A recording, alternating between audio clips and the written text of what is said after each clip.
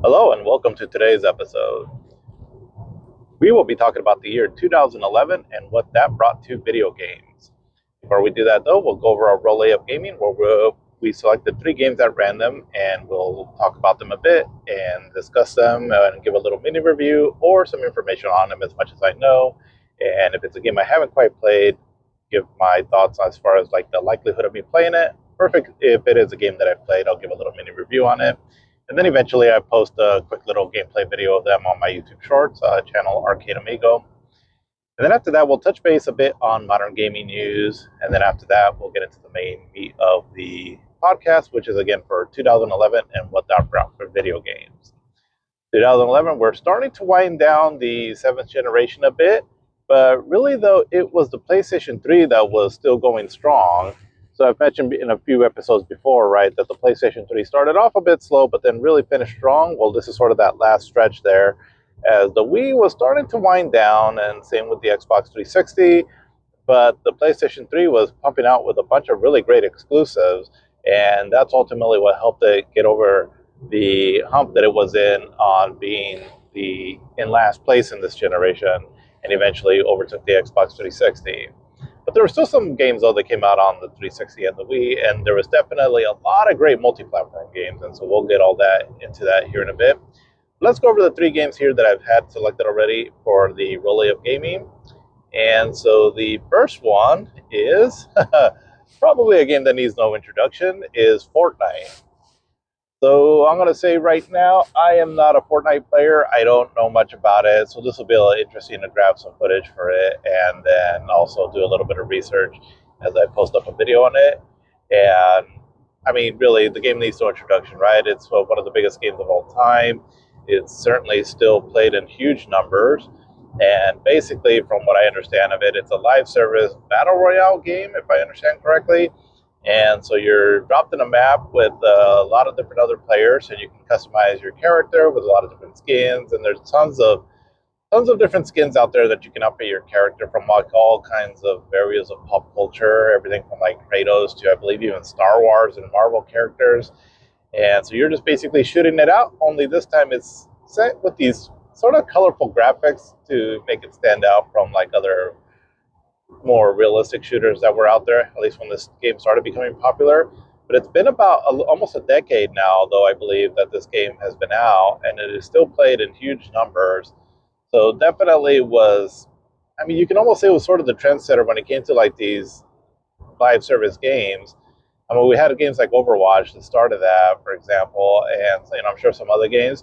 But I just know that when it was Players, I think it was called like Players Underground, and then this one really took off, and then Fortnite continued the trend on, and it's still ongoing to this day.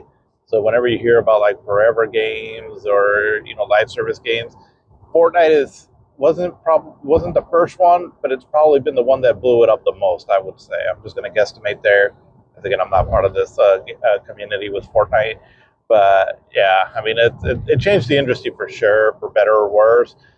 For me personally, like I said, I'm not into these kind of games, so um, every time a live service game comes out and they keep getting destroyed out there, and shelved basically right after a little bit, it's basically because they're trying to chase a success that something like Fortnite had, but none of them can seem to capture that, as Fortnite was just sort of a lightning in a bottle. Uh, can't deny, though, I mean, just the impact that this game has had on modern gaming, and for better or worse, again, right? But there it is, Fortnite. And yeah, will be interesting at the very least, like I said, right, enough to capture some information on it and video footage, as again, it's not something I'm too familiar with. But next up is for The Legend of Zelda Tears of the Kingdom. And this is a really excellent game. I really do like this game. Um, I was a bit of a late adopter to The Legend of Zelda Breath of the Wild, so both of them on the Switch. And so with Breath of the Wild, I started playing it a little after the Switch launch, because I got my Switch, I believe, in 2019. And so because I got Breath of the Wild, because I'd already been hearing about how great this game was, but I didn't quite get into it at first. I actually had a hard time with it. And it wasn't until actually in 2023, so shortly before Tears of the Kingdom launched, that I finally was able to get through Breath of the Wild.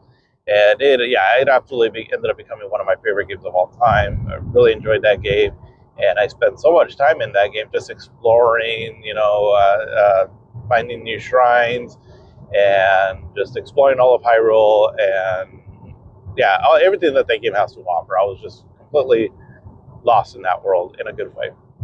So then in comes Tears of the Kingdom, and it is a great game, but it's also, I think, in my opinion, hampered a bit because of Breath of the Wild. Because when the game Tears of the Kingdom came out, they were really hyping it up in a lot of the reviews that I was reading. That it really is very different from Breath of the Wild, and that and even though you're pretty much exploring the same Hyrule and all, but once I actually started playing Tears of the Kingdom, there's a few things that sort of held me back from continuing to play it. And number one is that it's I mean, it is kind of like Breath of the Wild. I guess kind of more one major thing, I should say, but because it is a lot like Breath of the Wild. And yes, you do get the underground areas and the sky areas, but honestly, either one, they didn't seem really too fully fleshed out. And in Hyrule, well, yes, the towns are a bit different, and certain areas that you explored in the first one are a bit different. It is still basically the same map, though. And so Breath of the Wild was a beast of a game, right? I mean, there's a lot to that game.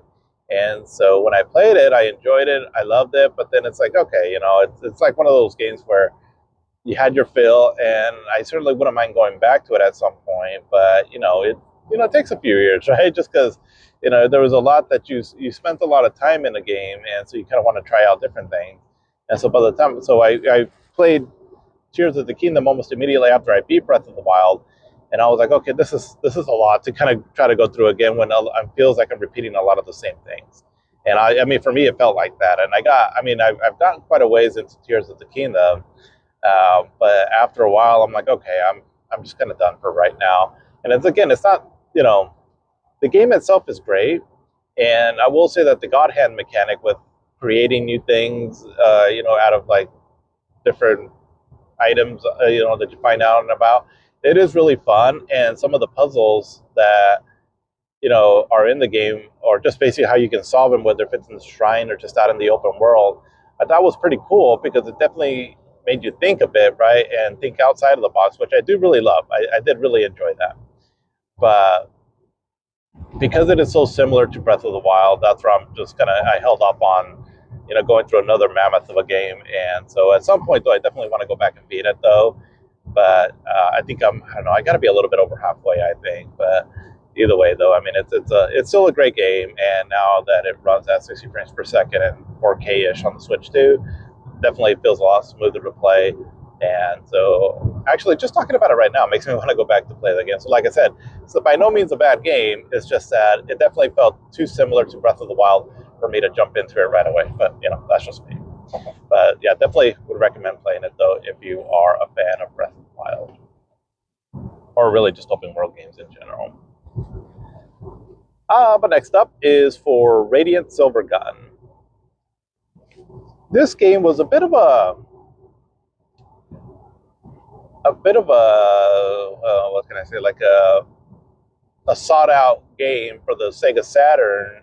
As so the Sega Saturn, right, there was a lot of games from Japan that didn't come out on the Sega Saturn. So if you're trying to get into the Sega Saturn library of games, however you choose to get them, right, because physical copies of US games are going to be pretty expensive. But if you're just exploring the overall library, if you don't mind some games being in Japanese, there's people a lot of times recommend checking out the library there, because there was a lot of games that came out there that didn't come out here in the States, and there's actually some really great ones too. This one was probably one of the more notable ones, is again, Radiant Silvergun. And so it's a top-down vertical shooter made by Treasure, and it's polygonal based, but it looks pretty great on the Sega Saturn. It was running like at 60 frames per second, and some of the polygonal like spaceships and all that look really pretty nice, with a lot of cool effects and all. And this game, it's very hard, so keep that in mind, right? This is a very challenging game, but usually with Treasure games, you get some kind of a gameplay hook to it. And so with this one of the main things that stands out about it right away is that in most shooters, you power up your spaceship, right, and all by collecting like power ups, and then to get your shot output, more and more powerful as the game goes on. But in this one, you get a selection of I think 5 or 6 different weapons right from the start, and you can access them by just at the press of a button. So on the Sega Saturn, you had the 6 buttons, the 6 face buttons, and then 2 shoulder buttons, and each button, for the most part, I think represented a different shot. So maybe one or two of the buttons did something else, but as far as I know, most of them had some kind of a shot. And so meaning that you have them all at your disposal, right? And you get everything from just like your generic twin shooter, your front-facing twin shooter, a rear attack, like a homing laser. You get like this sword that for higher damage but a short range, and sort of like a shot that kind of shoots out almost like at a Y angle, to help you hit enemies on the sides of you. And so I thought it was a pretty cool mechanic, as again, you don't have to worry too much about trying to keep your shot powered up, but more just based on your skill, right? Because it gives you all your main weapons at the start, and so it's like, hey, all right, now it's just a matter of you utilizing correctly. And because the game is very difficult, and it has like short segments of like shoot 'em up action where eventually you'll fight some kind of a boss.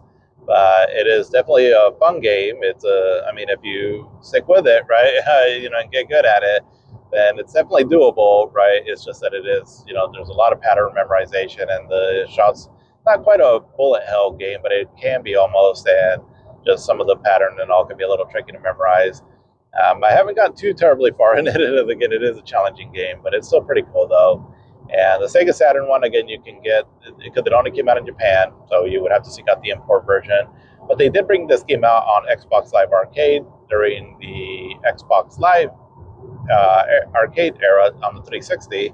So there's that version that I think you can still get there on the Xbox, but also recently it did come out on the Switch as well too. So there's that version you can pick up too. Yeah, great shooter. It's really excellent. And if you played it, probably again, that's maybe a little bit more popular because it did come out here in the States on the GameCube, and then also come out I think on the Xbox Live Arcade is for Ikaruga. So that it's also a top-down vertical shooter from Treasure. So Ikaruga was sort of like the spiritual successor to Radiant Silvergun, and so they share certain similar traits, but they're also different enough. But yeah, I mean, if you like tough shooters with a unique power-ups or weapon system, I would definitely recommend this one. It's really good, and also has some really great music too. Also, that Treasure just has a certain way of, I don't know, their music it has a very unique style, but it's very catchy as well too, and so you'll have a lot of fun just also listening to the music of this as well. But that's what I got here for games on Roulette of Gaming. So let's just jump over here to some modern gaming news. And I'm going to be honest, I didn't quite keep up too much with the modern gaming news this week. So I do apologize. I did jot down some notes on some things, but this segment might be a little short. But there's something here that I figured we could discuss, though, regarding just modern gaming in general. So hopefully maybe that'll make up some time. Otherwise having a bit of a light content on this segment here. But first and foremost, looks like there's been some concern with Valve and what's going on with them. Are they in trouble, or is their Steam Machine coming out? And so, I mean, from last I understood that they've mentioned that it was supposed to come out. They're still set to come out sometime this year, but we're getting into mid-March now. And so there's just a concern, like, what exactly are we doing with this, I guess, right? I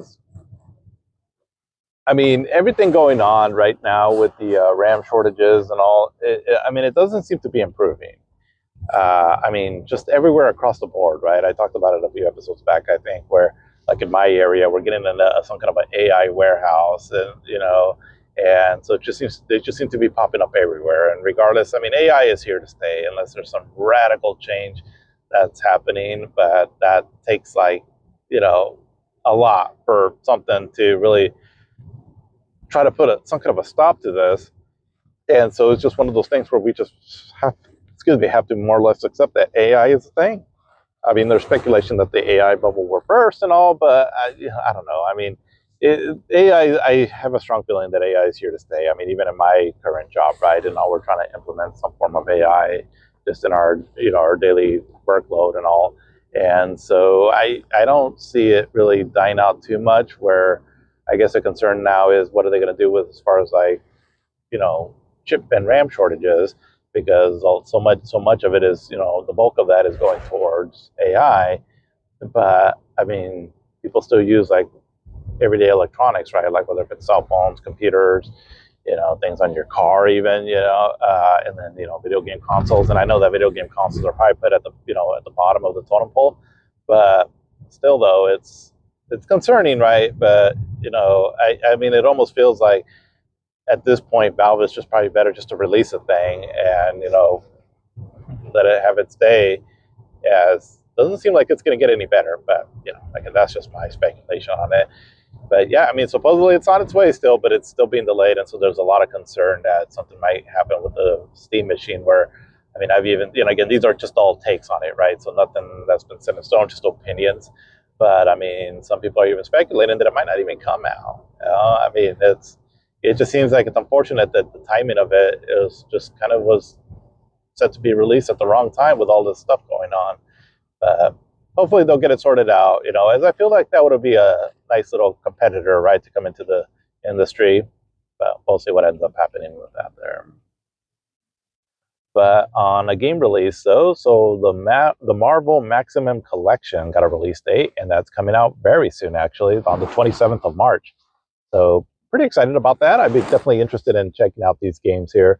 And again, I will say this, that if you are, I mean, sure, I'm sure you know this already, but if you're a video game collector and you're trying to amass a big collection of games and all, and you happen to be a fan of like superhero games or even like racing games and all, the moment that they come out with some kind of a physical version of a licensed game, it might be worth picking up just because these games don't get re-releases as often, just because of the licensing. And so, with it having the Marvel license, right, I'm actually surprised a lot of these games came out. So this is pretty cool. And so again, if you missed out on this information, so the Marvel Maximum Collection is basically a collection of like old retro arcade and 8-bit and 60-bit Marvel games, which is really cool because so many of these games have been lost to time up until now. And probably the game that people seem to be the most excited for is X-Men arcade game. So that game was from Konami. It came out some years ago and never got a home release. So this is why people are pretty excited about it, as I believe you can play up to 4 players on it and play with a lot of like the X-Men characters in their classic designs. And I played a little bit of it, and it's a lot of fun. Like a lot of Konami beat 'em ups were back then. So yeah, I mean, cool stuff. Like I said, I'm definitely interested in checking this out. Let's see. All right, sorry, there was a bit of an awkward pause there. I was driving there, and I was usually before I get to work, I'll pull into a gas station to just grab a few snacks, and it was a bit of a cluster there with everyone trying to park. But it was funny though because once I parked and I got out of my car, and so there was a gas station, right? And there was this guy out there who's just yelling, "God damn gas prices! I'm sick and tired of this shit. Fucking A, man! I'm so tired of this bullshit. Look at these fucking prices." And the whole time I'm thinking, who's he talking to? And I looked around, I was like, I think he's just talking to himself. But the whole time I was like, I hear you, man. I hear you. It could have, right now our gas prices in the area that I'm living in is I just looked right now real quick, and it was $4.49 from that end, and that was just at one particular gas station. But yikes, it's getting kind of crazy out there. Yeah, that's just stay safe, everyone, and hopefully we can all get through this. But back to gaming stuff, though. So another thing that I saw was a lot of shake up there at Xbox, and there was, I guess, people were noticing that. So Xbox was going off of this, ad campaign, right, that they did where everything is an Xbox. I'm gonna say, right, and again, I say this because the way I like to play games, and um, you know, and that's like Now, the only thing that sucks though is that you have to get the Xbox Premium, I believe, to be able to take advantage of most of it, which is just crazy expensive right now at $30, right? But if it wasn't for that though, I mean, I would personally would like this, right? Where again, everything is an Xbox.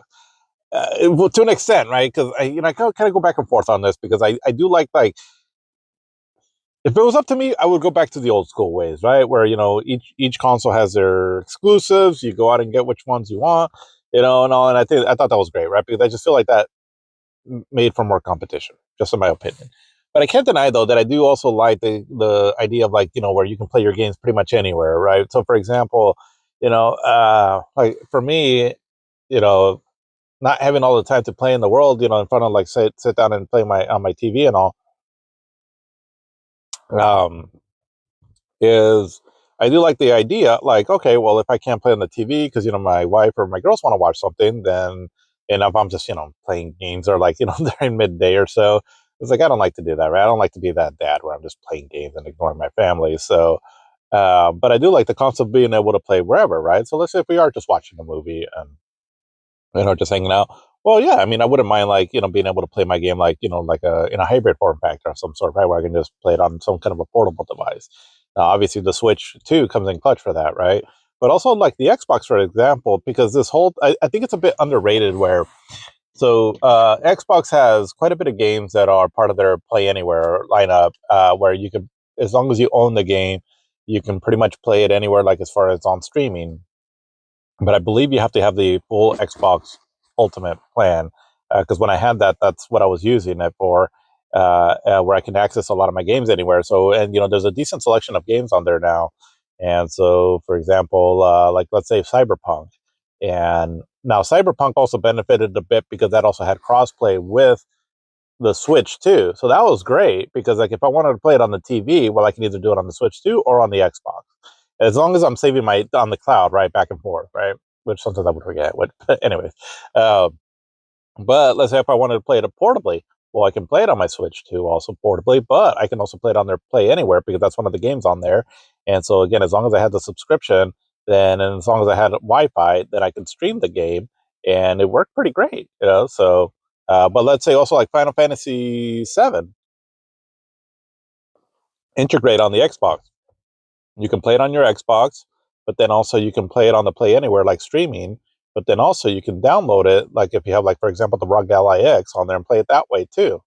Right? So that's, I mean, it's pretty cool. And then obviously the other games that are on Game Pass and all the games that you can stream that way via the cloud. Which I know streaming is not the best way, but if we just want to play a game, like for example, if we're just watching something on the couch there, and I just want to pick up and play a game really quick, I mean, I have access to the Wi-Fi, and I can, I mean, granted, a lot of this takes that you have to buy all these devices for, and also that's definitely a catch there, and so it can get a little pricey. But I like the idea of it, anyways, right, where you can play pretty much anywhere. I mean, on the laptop or on your phone. Also, if you wanted to, right, you buy a clip, buy a controller, and you're good to go. If you don't mind playing it that way. So, like I said, I like the idea. Excuse me, in concept. It's just it's a bit pricey though. But part of me wouldn't mind like if games started going in that direction too, just because again, it's just very convenient, right, for people that can't just play on one dedicated console that's plugged into the TV, basically. Um, but looks like people have been noticing though that I think like people were clicking on some links, I think, and then it wasn't like they weren't active anymore or something to that effect, on how people were noticing like this, everything as an Xbox is being quietly discontinued, because it's, from what it sounds like, it was very unpopular, right, within the Xbox ranks. And so looks like people are like, yeah, let's just get rid of this shit. But like I said, I like it in concept. I can see how it was also really confusing for a lot of people, and probably why they just want to be done and over with it. We'll see what comes of Xbox. I mean, this whole Project Helix thing. So some more information has come out about it now that I'm thinking about it. And so I think last week I talked about how it was going to be basically like it's going to play some Xbox games, and then it's also going to play some PC games. I think is where we left off, right, on that. I don't quite remember. But yeah, I mean, that's kind of seems to be it, right? And so I don't know. It's interesting, I guess. I mean, it almost sounds like it's just going to be like a ROG Ally X, where it has like its Xbox branding on it, but it's basically a PC. And so if it's more or less like that, I'd be kind of interested in it mainly for the preservation of video games, because supposedly it's talking about how it's going to be able to still let you play your Xbox games somehow on it, and then along with PC games. So if you and if it can be like, if you can do like emulation on it as well too, I'd be intrigued by it, honestly. And not so much because I'm expecting like cool Xbox exclusives on it, because I don't think that's going to happen. I mean, maybe, I don't know. I haven't been keeping up too much with what the new CEO Ash has been saying, but I don't believe that would be the case. But again, for video game preservation's sake, I would be interested in it for that reason. There, like if it's a pretty beefy system, and I can still carry my library of games, right? Whether if it's Xbox, but also emulated stuff as well too. Then sure, yeah, I wouldn't mind it, right? Especially if it comes in a some kind of a console, right, and all that's pretty easy to plug into the TV, and where it's not like a big old mess like a PC can be sometimes, right, and not to plug into the TV. So I'd be interested in it for in that reason there. But of course, the price is going to be a concern because I don't know, right? I mean, with everything going on, I can't see this being a cheap device, but we'll see. I mean, it's still a little too early to call it. I feel like of what it's going to cost, but I'm going to think it's probably going to be $1,000, honestly. Yikes. But I mean, it's one of those things that I would have to wait and see how exactly it performs, how if it can do emulation, how much of your old library can still continue playing. Because there's been a part of me that has been kind of just wanting to get a PC and call it good. But this might be the nice middle ground, right? Where maybe this would be the route to go. Because the thing about PC gaming is that I understand that you can get really powerful, specs on there, right? And all to run your games really well, and it can play a lot of different games, right? Where you don't have to worry so much about exclusives and all, except maybe like Nintendo, but even maybe now Sony, right? Because they're pulling away from PC games. But I mean, it's the customization of it, and I don't mind tinkering. Actually, whenever I've set up a lot of my devices that I've had, right, or for example, like the Steam Deck to do excuse me, to get them set up for emulation and all, or even play some games and get them all customized and at the right resolution, the right frame rate, and all. It is actually kind of fun, and I don't mind tinkering around with that. But because my time is so limited on playing games, it is kind of the last thing I want to do, though. If things were different and I had all the time in the world, then maybe I wouldn't mind it as much.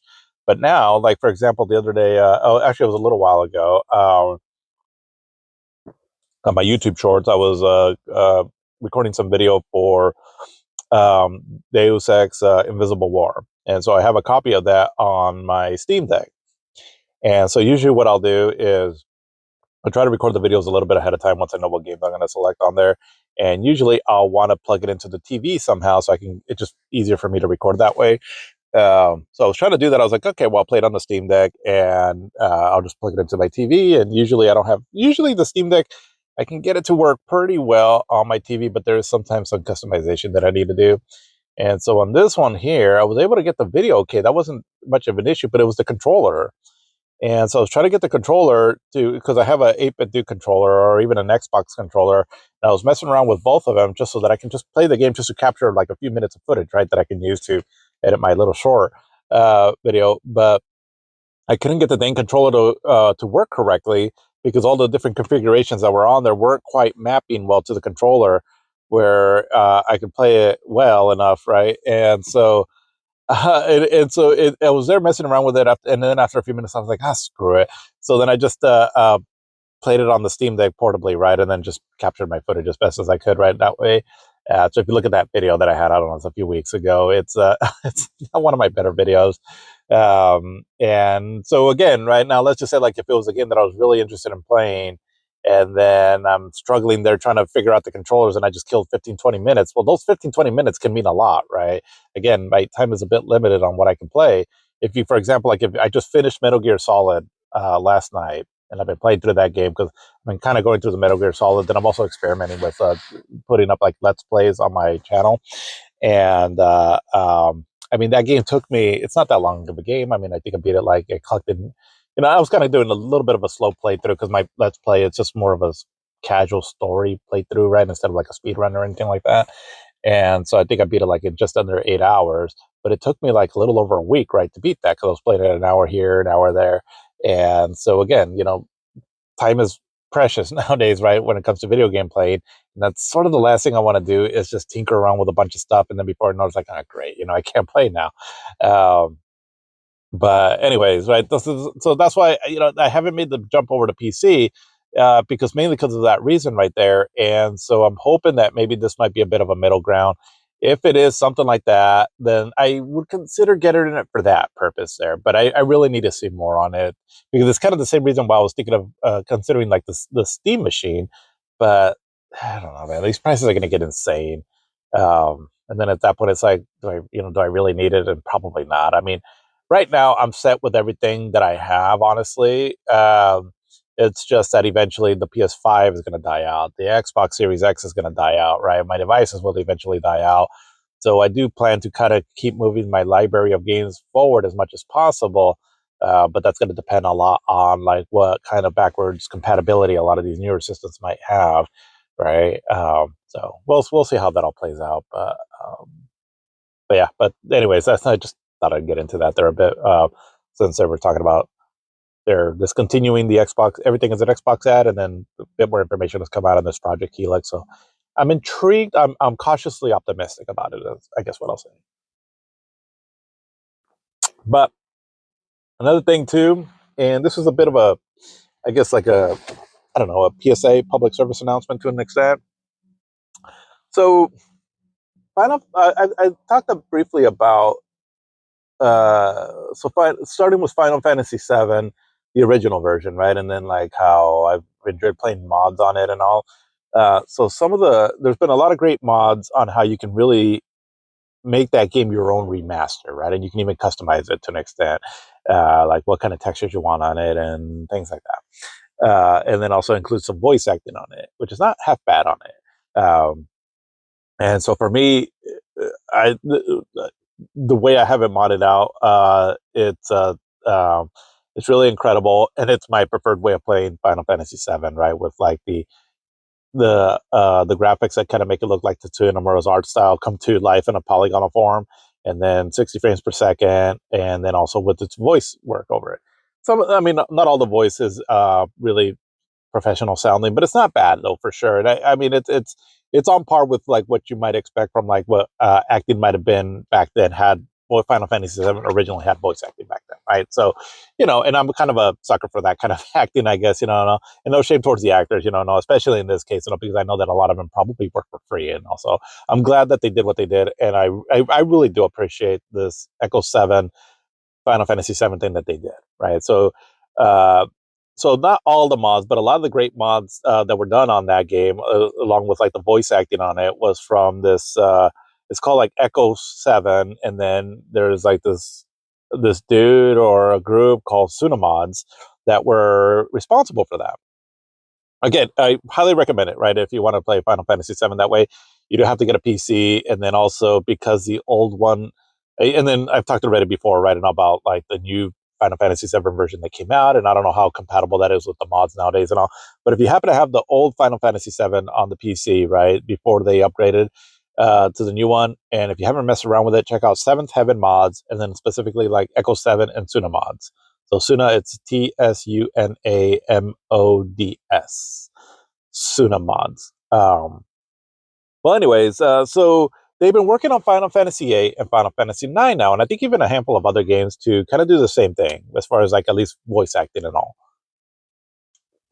And they even have a demo of it out for both games, I believe, right, where you can play part of the game right with its voice acting work.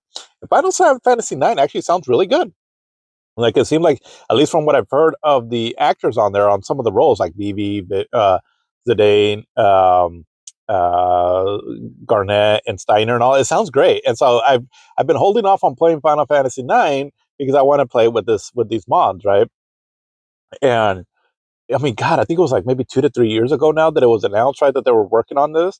And so I've been really anticipating for it because, I if we get some kind of a Final Fantasy IX remake, great. But I'm not holding my breath on that so much anymore. So I've been looking forward to this version here. Um, and so but it was taking a while, right? And I'm like, okay, because my understanding is, again, it's just some guys and girls maybe that are working on this, that they're doing it probably in their free time, probably not really getting paid for much of for it and all. So like, okay, I mean, it's not like it's a company, right? That that they it's not like Square Enix announced it, right? And all we're waiting for it. These are just fans, modders, and all, right? So you got to give them some grace for that. But it was taking a while, so I was a bit concerned. Like I was like, what's going on with this? So I have I check up every so often on their YouTube page, like, do we have a new announcement on this? But nothing was really coming out on it. Well, recently they came out saying that looks like it's in a bit of trouble. And so, long story short, from the dude it sounds like he's running this YouTube channel, so Sunamods. Um, it looks like he made a video and just basically stating that the project is it needs help. I mean, it's a ways along, but they've hit a bit of a snag. And ultimately, what it comes down to, because he gives his personal story on there, and I'm not going to go into it here. I'll just let you watch the video, right? If you wanted to check it out. But long story short, it's a matter of finances and also time too, because what's happening is, again, a lot of these actors that were doing the voices for this mod is that they were doing it for free. And so times are tough now, right, all across the board. And so these actors had to go and get work elsewhere where they can get paid, so it left very little time to sort of do this like on the side, because it's like, okay, well, you need to dedicate hours of your life to doing this, and if you're not getting paid for it, I mean, it's a big ask for a lot of people right nowadays. I mean, we're just just financially, it is what it is. And then also some of these modders and all these, the guy that was telling this personal story, long story short, right, kind of the same thing. I mean, we need money, and so we have to do our regular jobs and all to try to make ends meet and not have really as much time for like things like this. So long story short, he was asking on there if anybody's able to try to help out on it. And so I'll just so again, if you look at the YouTube, so it's Sunamod, so it's TSUNAMODS. You'll find their YouTube channel on that. And he also looks like he's starting something on Kick. And so he was asking to see if you can go over there and support. And so the link to that, it's HTTPS, what is it, the two dots, colon or semicolon, I forgot what it is, and then the two slashes, kick.com/Sunamods. And I'll have a link on the screen there, right? So in case you wanted to check it out. And so I mean, if you have any interest in it at all, it might be worth, trying to lend a bit of support their way. As I really feel like the work that they've done on Final Fantasy VII is incredible. And so I would love to see that also carry over to the Final Fantasy IX. And just unfortunate, right, that, they've hit the snag here. But figured I'd give a little bit of a support however I can, right? I mean, I don't have a lot of influence, but for maybe anybody that might be watching this, if you're interested in something like this, there you go. But getting over here to another story here. So possible we might already have another casualty in the live service whole lineup of games. And surprise, that's for Marathon. Again, I'm not part of this gaming community.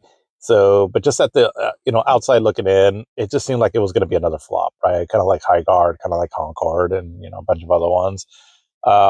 It hasn't yet. I mean, it seems like it's still going, but people were comparing. So there was another game that came out, Slay the Spire 2.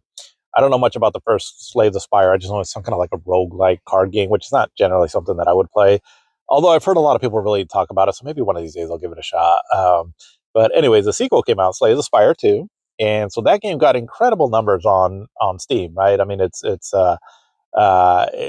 it's, I think I saw something like it was like I could get the ranking wrong, but like the ninth highest Steam game of all time, or as far as player count, I don't know, something like that. But anyway, it was a pretty popular game overall.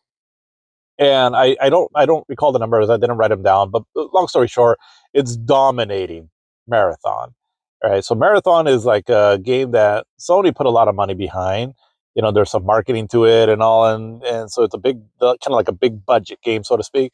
All right, it just happens to be live service, but they're a game that they were really trying to push. It's Bungie behind it. The game creators of Halo and all. But then here comes this little indie title, Slay the Spire 2, that is just completely dominating it. And so again, right, the numbers haven't come out as far as like, if the numbers that Marathon is meeting, if that's good enough for Sony or not. As far as I know, that hasn't come out yet. So they could be relevant. It could be apples and oranges. I don't know, right? But just looking at that, like the player counts, people are like, wow, that's a huge difference, right? For a small little indie game to be that much more popular than Marathon. And again, completely different games and all, but it just kind of goes to show, right, that again, live service stuff is maybe just what people, it's not that people don't want it, obviously there's a market for it, but it's just like I've said in my previous episode or two, where the highest gains with the highest player count games for the past 2 years have been Fortnite, Grand Theft Auto 5, Minecraft, Roblox, and what was the other one? Maybe one of the sports games, I forgot. EA Madden, maybe. But that's it. I mean, it's not that some other live service games don't have a player count. Like I don't know how good Helldivers 2 is still doing, but or Apex Legends, that's another popular one, right? And Arc Raider. So there's games out there that definitely people want to play. It's just that it just really seems like when you flood the market, that's just what they're gonna, they're not gonna really gravitate towards that. And so, I mean, it's kind of like I mean, I don't know. I mean, but like for example, like my daughter likes playing this game, I Am Cat. Now it's not a live service game or anything, but it's a game that you just kind of play, right? It's not like, it doesn't really have like an end goal as far as I know. I don't know, but that's what she plays, right? And that's what she likes playing. And she'll dabble in some other games too, also, right? But that's what the game that she really likes, and so that's just the generation now, right? Where it just seems like they pick a game and they just stick with that. I mean, and the nice thing about it that it's cheap, right? Especially nowadays, right? I mean, do not underestimate what's going on in the economy nowadays as far as people's video game spending habits. It's they're really going to limit themselves on what they're going to buy, and so you either have to make a really good quality game, right? Because that can, if it's good, people will show up to play. I mean, look at Resident Evil 9 Requiem, or something like Color Obscure and all. But if you wanted to make a live service game, I mean, it's there's already so many out there that you're gonna have a hard time trying to pull people away from these games. And so, anyways, right? So that also led to something else too, also that I just want to have a little discussion here. And this discussion is just sort of me talking out loud. It's not so much like, because I guess like I said, I'm not really involved like in video game discourse online. I mean, I see what I see online, like in comment sections and all some videos and things that I follow, but I'm not like directly involved in it. For me, I'm getting too old for like online comment drama bullshit, right? So, but I do find it interesting though on just the potential impact that it's having on video games across the board. So this here, I'm just kind of looking at it from both sides here, right? And I'm not really having like a major opinion, because again, I'm not deeply into it, but just my own personal take, right, on from the way I see it. But I don't know if it's this game specifically, but I know it's come out with a lot of other games where it comes out that the reason why a lot of these games flop, and I think that's what ended up happening with High Guard, as far as what some of the developers were saying, or the developers or somebody behind High Guard. I'm not sure who exactly, so I don't want to say names on it if I'm getting it wrong. But this tends to happen a lot though, where the player base is being faulted for the game flopping, right? And so then obviously that takes offense, or or people that might have been interested in will take offense to that. It's like, well, no, that's not the case. You have a bad product, right? So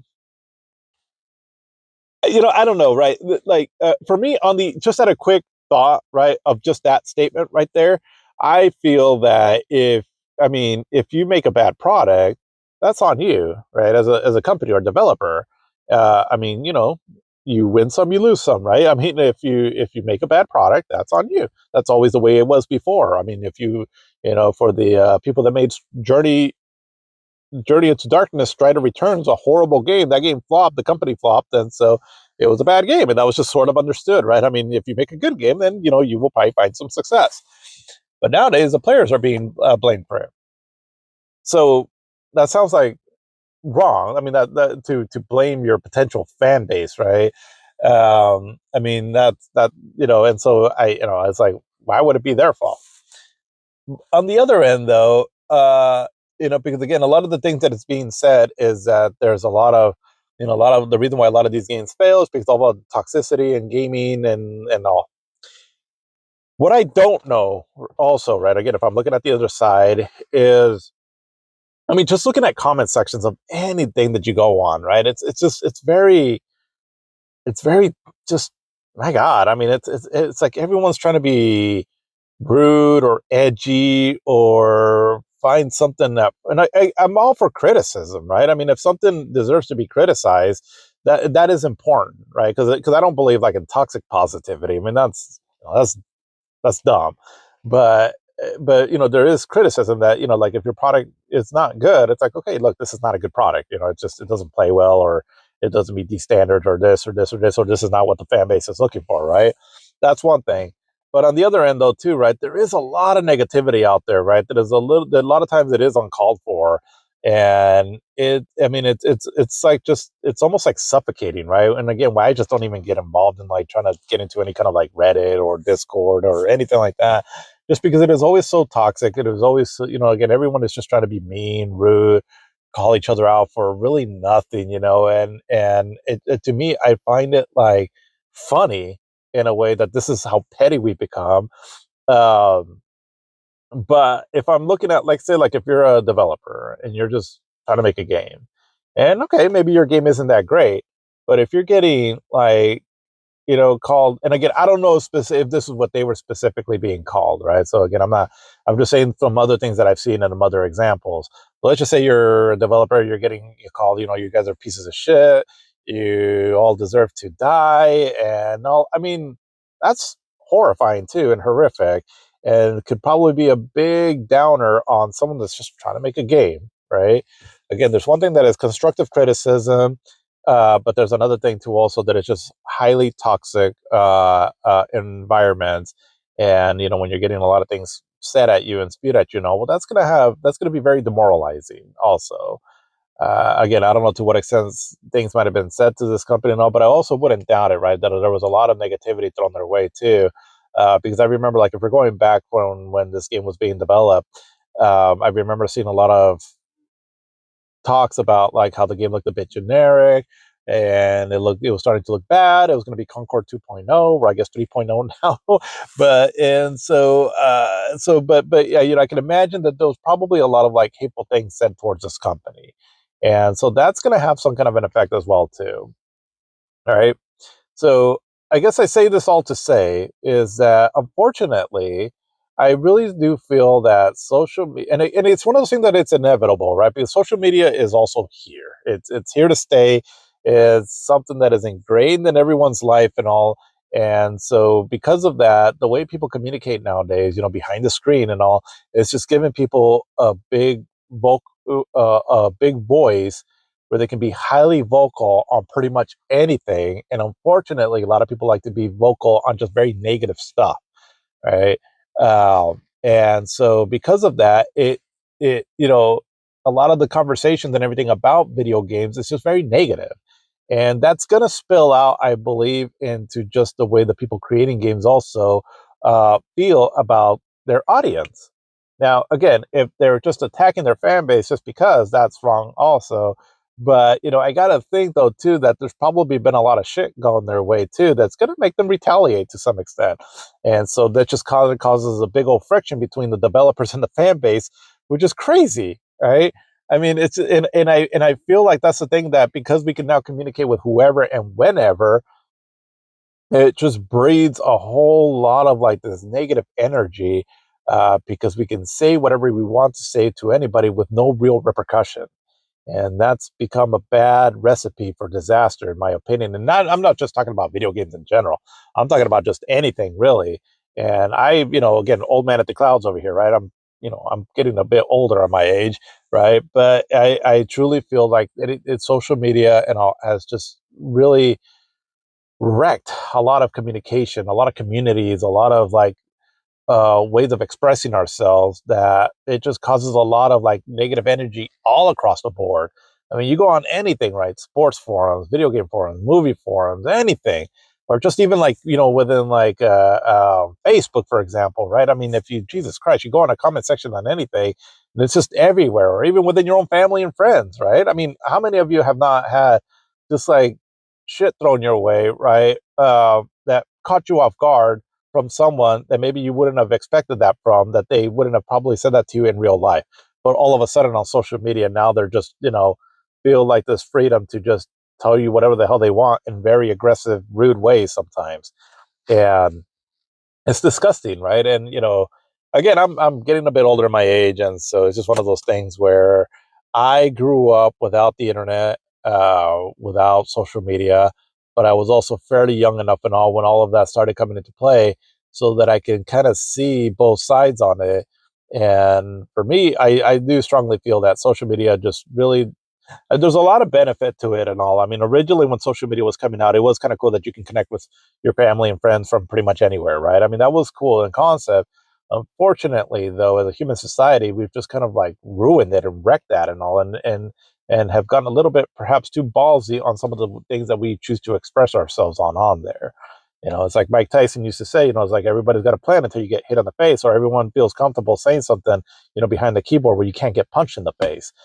Because I mean, some of the stuff that people say is like, you say that to someone in real life, you're going to get decked, but again, there's not that real repercussion of that happening. And it just creates this very toxic environment overall that I think it kind of spills both ways in this scenario, right? With like people talking bad about a game and then developers backlashing too, right? Because again, one thing is criticism, which is fine. Criticism is actually good. It's healthy. It's needed in all aspects of life. But to what point is it not just criticism, but just also just pure hate, right? And again, I'm just saying that as speculating. I don't know in this particular scenario. I'm just talking about like just in general, right? So on one end, um, I don't think it's good for developers to be attacking their fan base, but on the other end, I wouldn't doubt that these developers were probably getting a lot of shit said to them, right? That was probably uncalled for. I'm just going to speculate there, and I'm going to guess, right? But that's I think what might have happened here. And the crazy thing is, like most things in life, and it's not just because you're not picking a side in your fence riding. No, is that a lot of times the truth is somewhere in the middle, right? And a lot of times we just can't seem to figure that out as a society with anything in life. And so it just causes like, for this division all the way across the board, right? And like I said, in many different aspects in life, where sometimes we just need to stop and think, right? And, maybe consider the other side as well, too. Because I guess my old man in the clouds or yelling at the clouds take on this, right? But I say that because it's kind of frustrating, really, right? Because I mean, really, when and again, I'm of an age now, where I'm looking at stuff like this, and I was like, it's so petty, right? Because I remember when online was first starting to become a thing, and if there was some like online bullying, it would immediately get called out, and these people like that would get blocked or kicked out or whatever, right? But things have changed now, though, so much. And so, I remember like with Facebook, I pretty much just started getting involved in it now where I don't even really use it now just because it's just so damn toxic now, even amongst people that you know. And it's just not worth like getting yourself stressed out and overworked about things and all, right, that you probably could have avoided. It's just things that we never really had to deal with back then. And I feel like that has a big toll on people's mental health and just overall energy, and it's just very toxic, right? And I'm not saying that it's all bad. I mean, there's there I like for me, for example, I do use some social media, right, to be able to communicate certain things, right, in a way that I wouldn't be as easy before. But um, but it has caused just a lot of friction in human society that I feel is very uncalled for. But either way, that's my little rant on that there. But just wanted to share that there as just a lot of this conversation that was being had around marathon already, and it's just unfortunate, right? I mean, it's not, excuse me, it's not something that I'm interested in. I personally feel like they probably shouldn't have come out with another live service game.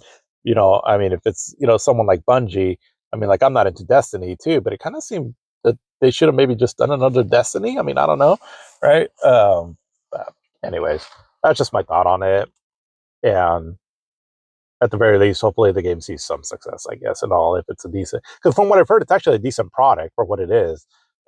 It's just a bit uninspired, which is fine. I mean, and certainly you can call them out on that there. But it seems like things just got a lot more heated, right, than they probably should have. Did have another story that I wanted to go over here as I started to edit this. Came across a new story that I thought was interesting to go over as it affected Resident Evil Requiem. And just really quick to touch base on that, I've been going through the game. I've actually been playing, posting the my playthrough there on my YouTube channel, and it's good. I do really enjoy it so far. I will say it's not going to be my favorite Resident Evil. I really don't think that, but it is a good Resident Evil game, and it's cool. I'm really enjoying it. I just, for me, because I kept seeing, that it's like the best one and all, and that's cool. I mean, I'm glad that people are enjoying it because it is a very good Resident Evil game, and if anything, it kind of reminds us of what it used to be like back in the day, right? And all we used to get good games like this, but it's still pretty good though overall though, and I'll save my final judgment though until I actually beat it. I want to say I'm like a little under 5 hours or so, give or take, right now on it. But yeah, I mean, it's a good game though. But there's this so a little bit of background on this, and a lot of you might already know this, but I've heard the term, but I haven't really, I guess, explored what exactly it meant. But it's called the dead internet theory. And so ultimately what that is, long story short, is that eventually the internet is just going to be just a bunch of like bots talking to each other, right? So no actual human interaction. It's just bots and AI just talking to each other based on algorithms and things that they see that people have been interested in before. It's a bit of a creepy thought, right? And so, but there's been some evidence of that, right? That has led people to believe this. And something that happened recently, right, is kind of a big evidence of that. So I'll just kind of read here from this article on PC Gamer. So that an AI-generated review of Resident Evil Requiem written by a fake iGaming and sports betting analyst briefly hit Metacritic. Let's see. So basically, so there was a review for Resident Evil Requiem that, because it actually made it to Metacritic, right? So meaning that it affected the game score. They give it a good score, so it's not like it put for the negative, but still though, right? The fact that it wasn't actually written by a real person is the concerning part of this. And so basically what happened, so there's a UK-based video website, videogamer.com, and so there was a review that went up by somebody named Brian Marigold, and so ultimately it was found out that this person doesn't actually exist. And so the way that people were finding out about it is that this person's face, well, this fake person's face, on their profile picture, it carried the file name Chat GPT image October something from 2025 or so, but it gave him like a description, right? Like he's an experienced iGaming and sports betting analyst with a deep appreciation for the innovation shaping modern gambling entertainment. And so ultimately it was discovered, right, and all that this is a AI website, this person doesn't even exist. And I mean, it's crazy how something like this just got through, right? And it definitely, it kind of shows that a lot of the push for content out there, whether if it's websites or just AI in general, right? We've already talked pretty extensively about it and all. There's definitely a concern right now on how all of this is being regulated because so much stuff is getting through that it's just fake. And now ultimately, if you're making some content that is made to be fake, right, and all, but you're I don't know, you're doing some generative AI video, right? Like I've seen some of the short videos out there from AI, and a lot of them are actually kind of funny. But when it comes to like affecting things like a game score or the fact that this could be someone's job, right? That is a concerning part right there for sure. And definitely something that, hopefully will get looked into further just because, at the end of the day, if that's all it's going to take, right, is just for AI just to make a bunch of reviews, how trustworthy are these reviews going to be, right? Obviously, that's someone's job also, right, that could be doing that job. And because the review kind of, it reads out like, it sounds very, very generic and almost like I mean, it's definitely fake, right? When you read it, you're like, okay, this is like it's trying to oversell the game in some way, and I don't know, just it definitely sounds fake. But I thought it was just interesting, and especially because for me personally, this is the first time I've heard about this debt. No, I should say that I looked into this debt internet theory, so it has me a bit intrigued as far as not that I'm for it, but as far as how far-reaching this will get and just things to be aware of, I guess, right in the future. But anyways, I thought that was kind of interesting. But at the very least, for now, they did pull this review down, and so that way, it's not considered like a legitimate review. But it's kind of creepy, though. I mean, that's they show this person's face as Barry Marigold, and I mean, he looks like a real person. So that's concerning. I don't know. Anyway, we've talked about AI quite a bit and all that, but yeah, kind of creepy. But let's start getting into the year 2011 here, though. And so, as usual, we'll start off with facts, statistics of what happened in this year, and then we'll get more of a breakdown into individual games. But numerous video games were released in 2011. Many awards went to games such as Batman Arkham City, Portal 2, The Elder Scrolls V, Skyrim, The Legend of Zelda, Skyward Sword, Madden NFL 12, NBA 2K12, WWE 12, WWE All-Stars, and Uncharted 3 Drake's Deception. 2011 also marked the worldwide release of the Nintendo 3DS, the first console of the 8th generation.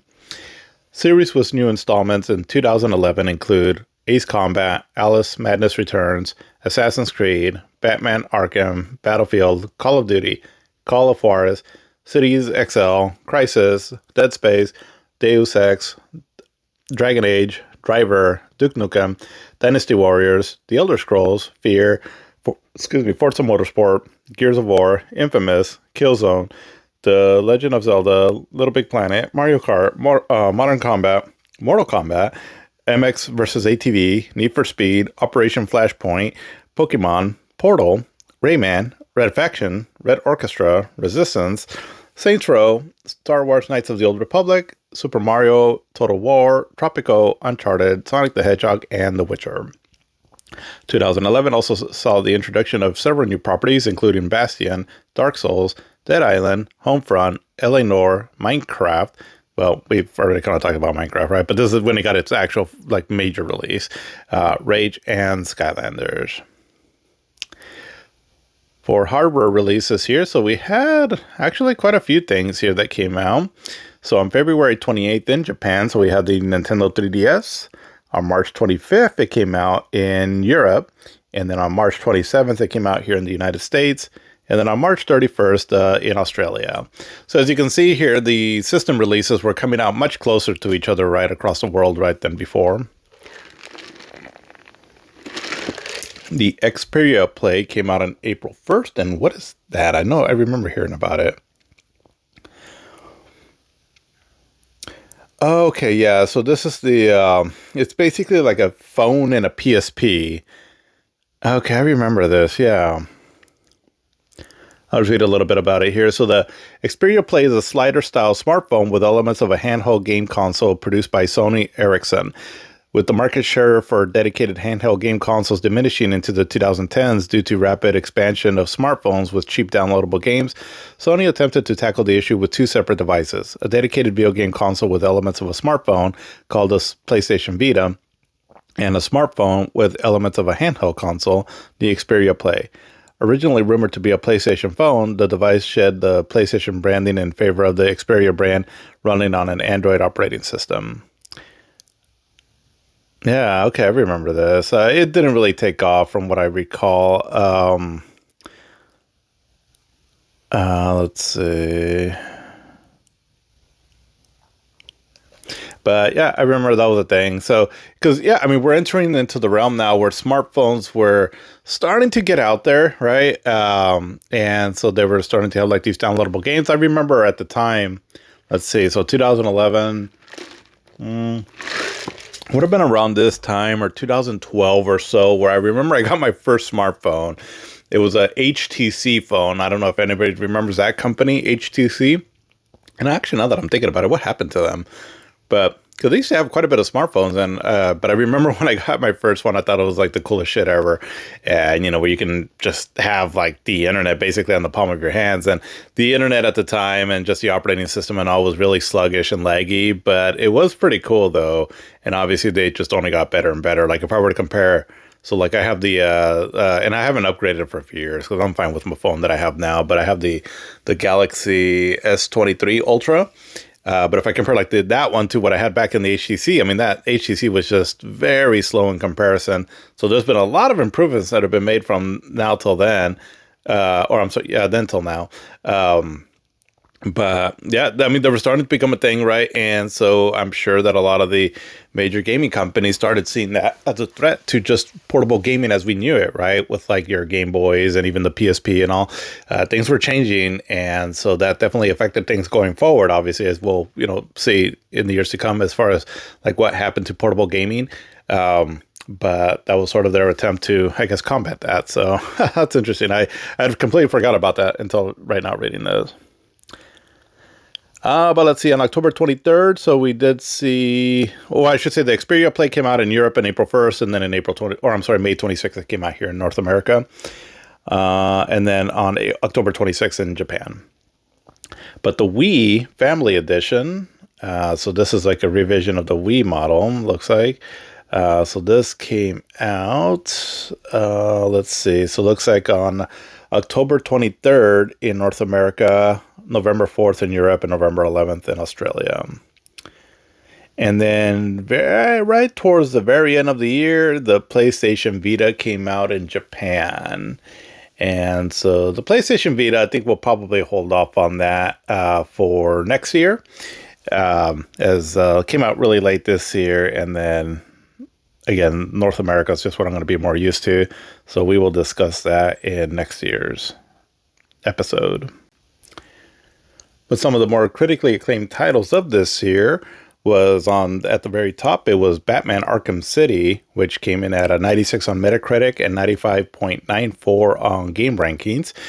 Batman Arkham City is my favorite game of this year, and actually within my top 10 favorite games of all time. I absolutely love that game, so I'll gush about that game a little bit later. And then right below it, was Elder Scrolls V Skyrim, which is also an amazing game.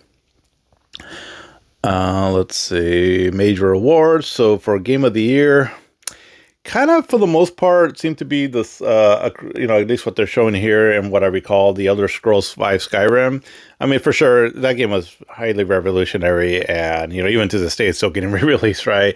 It was definitely one of the best games of all time, I mean, I could almost say that, like, objectively, right? It truly is an amazing game, and definitely a fan favorite, and, I mean, the game is still going and going and going, so, yeah. Incredible game. But Portal 2 also got a lot of recognition as well, too, also during this year. But let's see. All right, so for just events that happened this year. So on January 6th through the 9th, the International Consumer Electronics Show 2011 was held in Las Vegas, Nevada. February 26th, so the Nintendo 3DS launched their system in Japan. But on February 28th through March 4th, the Game Developers Conference of 2011 is held in San Francisco, California. March 11th, as a result of the 2011 Tohoku earthquake, certain video game releases were canceled or postponed. Additionally, several servers used for internet gaming were shut down temporarily. Oh, wow. That's intense. March 11th through the 13th, PAX East 2011 is held in Boston, Massachusetts. God, I always have a hard time saying that. Massachusetts. Jesus. March 25th through the 31st, the Nintendo DS released in America, Europe, and Australia. April 20th, PlayStation Network services were suspended by Sony. Oh, yeah. Let's see. The suspension lasted for 23 days. So let's dive into this here. So the Xbox had their Red Ring of Death, right? Which is big. Sony had not quite at that level, but it had a pretty big F up too also this generation. And so let's look into this here. I actually thought it was for a little bit longer. Okay, but let's read into this because this is a big deal.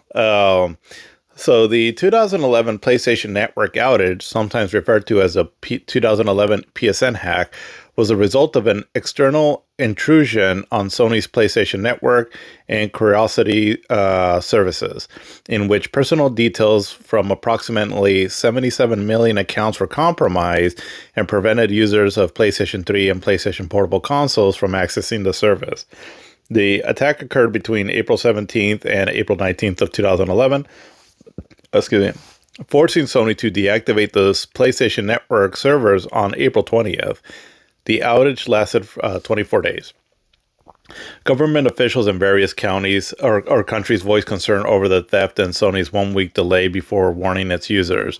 The breach resulted in exposure and vulnerability of personal identifiable information, including usernames, physical addresses, email addresses, date of births, passwords, and financial details such as credit card and debit card information. So the extent of the breach, personal details from approximately 77 million accounts were compromised and prevented users of PlayStation 3 and PlayStation Portable consoles from accessing the service. Credit card data was encrypted, but Sony admitted that other user information was not encrypted at the time of intrusion.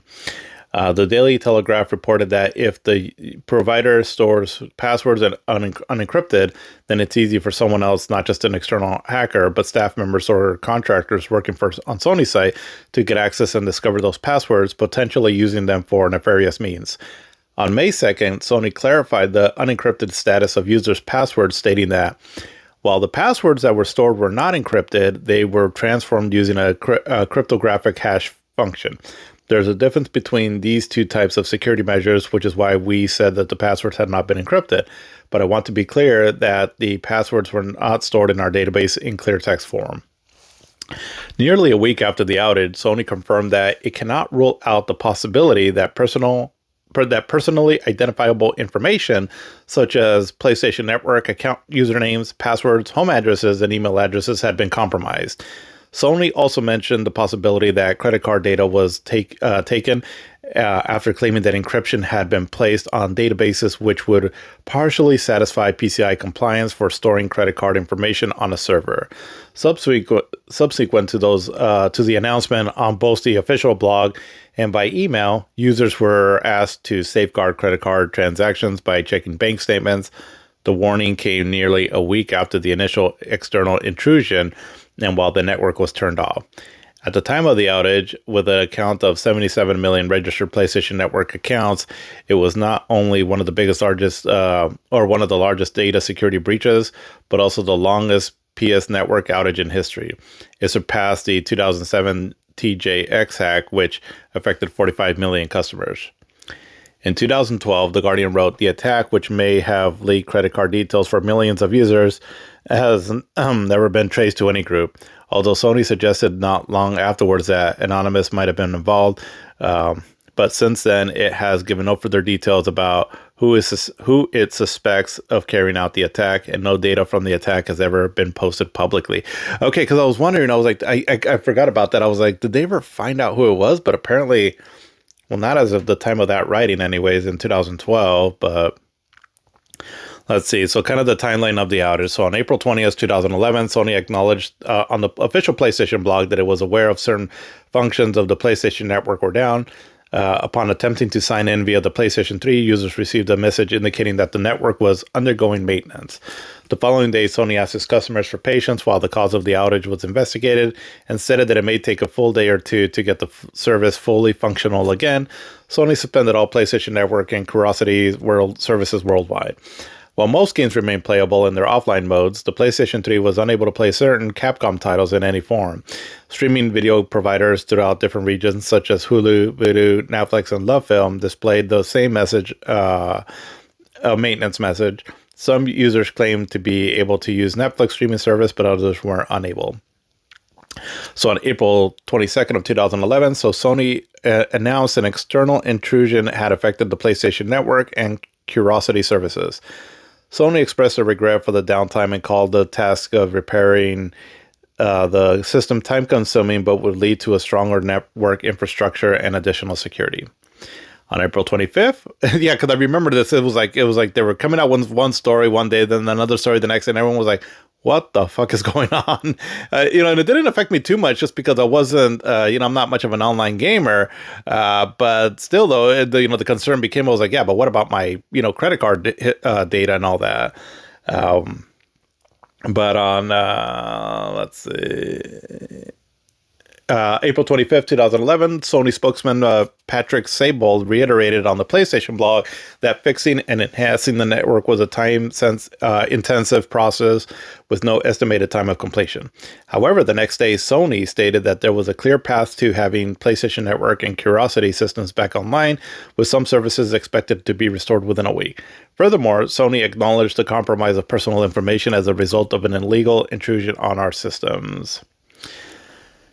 April 26, 2011. So Sony on the PlayStation blog on why it took so long to inform PSN users of the data theft.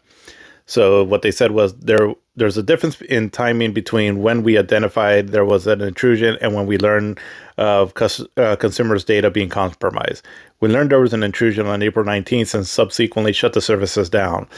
We then brought in outside experts to help us learn how the intrusion occurred and to conduct an investigation to determine the nature and scope of the incident. It was necessary to conduct several days of forensic analysis, and it took our experts until yesterday to understand the scope of the breach.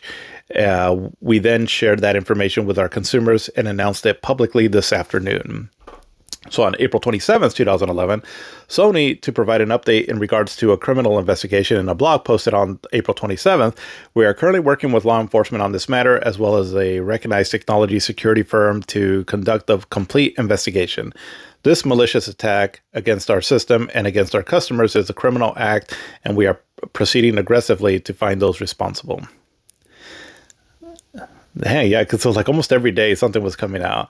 Let's see. So then on May 1st, so Sony announced a welcome back program, which was actually pretty cool. I mean, what happened sucked, right? And I mean, there was kind of no like real, I guess, full compensation, right? And all that people could get back, not just because of like their data being, like the time basically, but their data being compromised was a big thing, right? Because you're putting your credit card information on there and all, right? That, that's concerning, but, for what it was though, right? I mean, the welcome back package was pretty cool, but basically, so they announced a welcome back program for customers affected by the outage. The company also confirmed that some PSN and Curiosity services would be available during the first week of May. May 2nd of 2011, so Sony issued a press release according to which the Sony online entertainment services had been taken offline for maintenance due to potentially related activities during the initial criminal hack.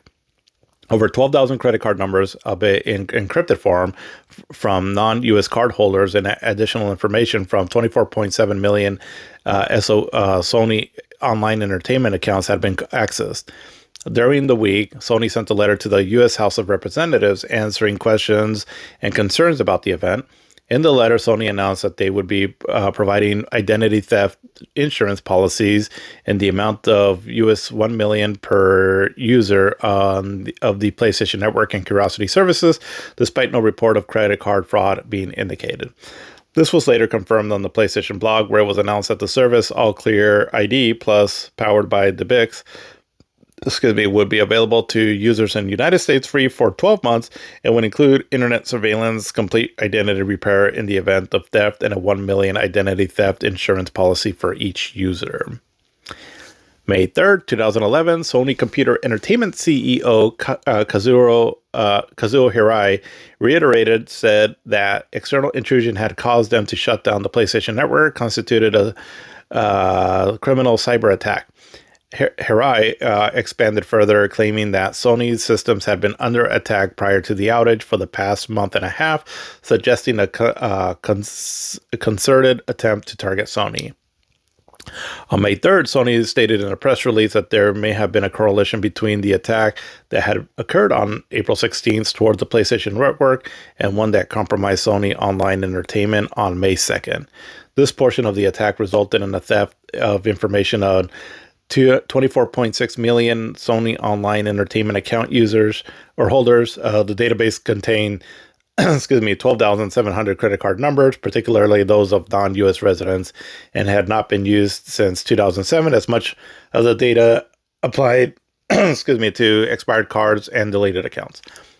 Sony updated this information the following day by stating that only 900 cards on the database were still valid. The attack resulted in suspension of Sony Online Entertainment servers and Facebook games. Sony Online Entertainment granted 30 days of free time plus 1 day each for the server that the server was down to users of Clone Wars Adventures, DC Universe Online, EverQuest, EverQuest 2, EverQuest Online Adventures, Free Realms, Pirates of the Burning Seas, PlanetSide, Paxnora, Star Wars Galaxies, and Vanguard Saga of Heroes, as well as other forms of compensation for all other Sony Online games.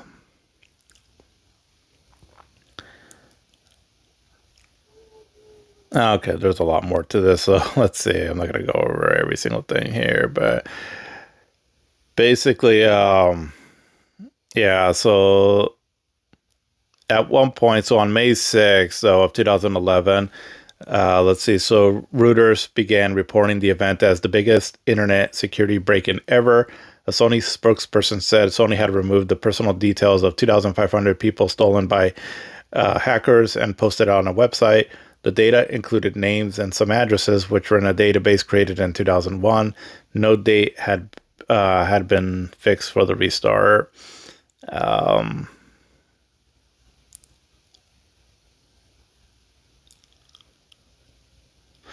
So on May 23rd of 2011, Sony stated that the outage costs were $171 million. So there was lawsuits that were put up against them, and yeah, I mean, it was a big old mess. I'm not going to go over everything here, right? It looks like there's quite a bit to read there, but it's, yeah, I mean, it was a big deal. I mean, I remember it's just like I said at the time, right? That was my concern was that, did my credit card information get stolen? I'm sure with like everyone else. And so, yeah, definitely a concern. I mean, ultimately, I never saw any fraud activity from it, but, I'm sure there was probably people out there that did. And so, yeah, definitely very concerning stuff. But ultimately, it was down for a while. And what did it say, 24 days? And so they came out with this welcome back package, which was fairly generous, right? But, I mean, the damage was already done, though.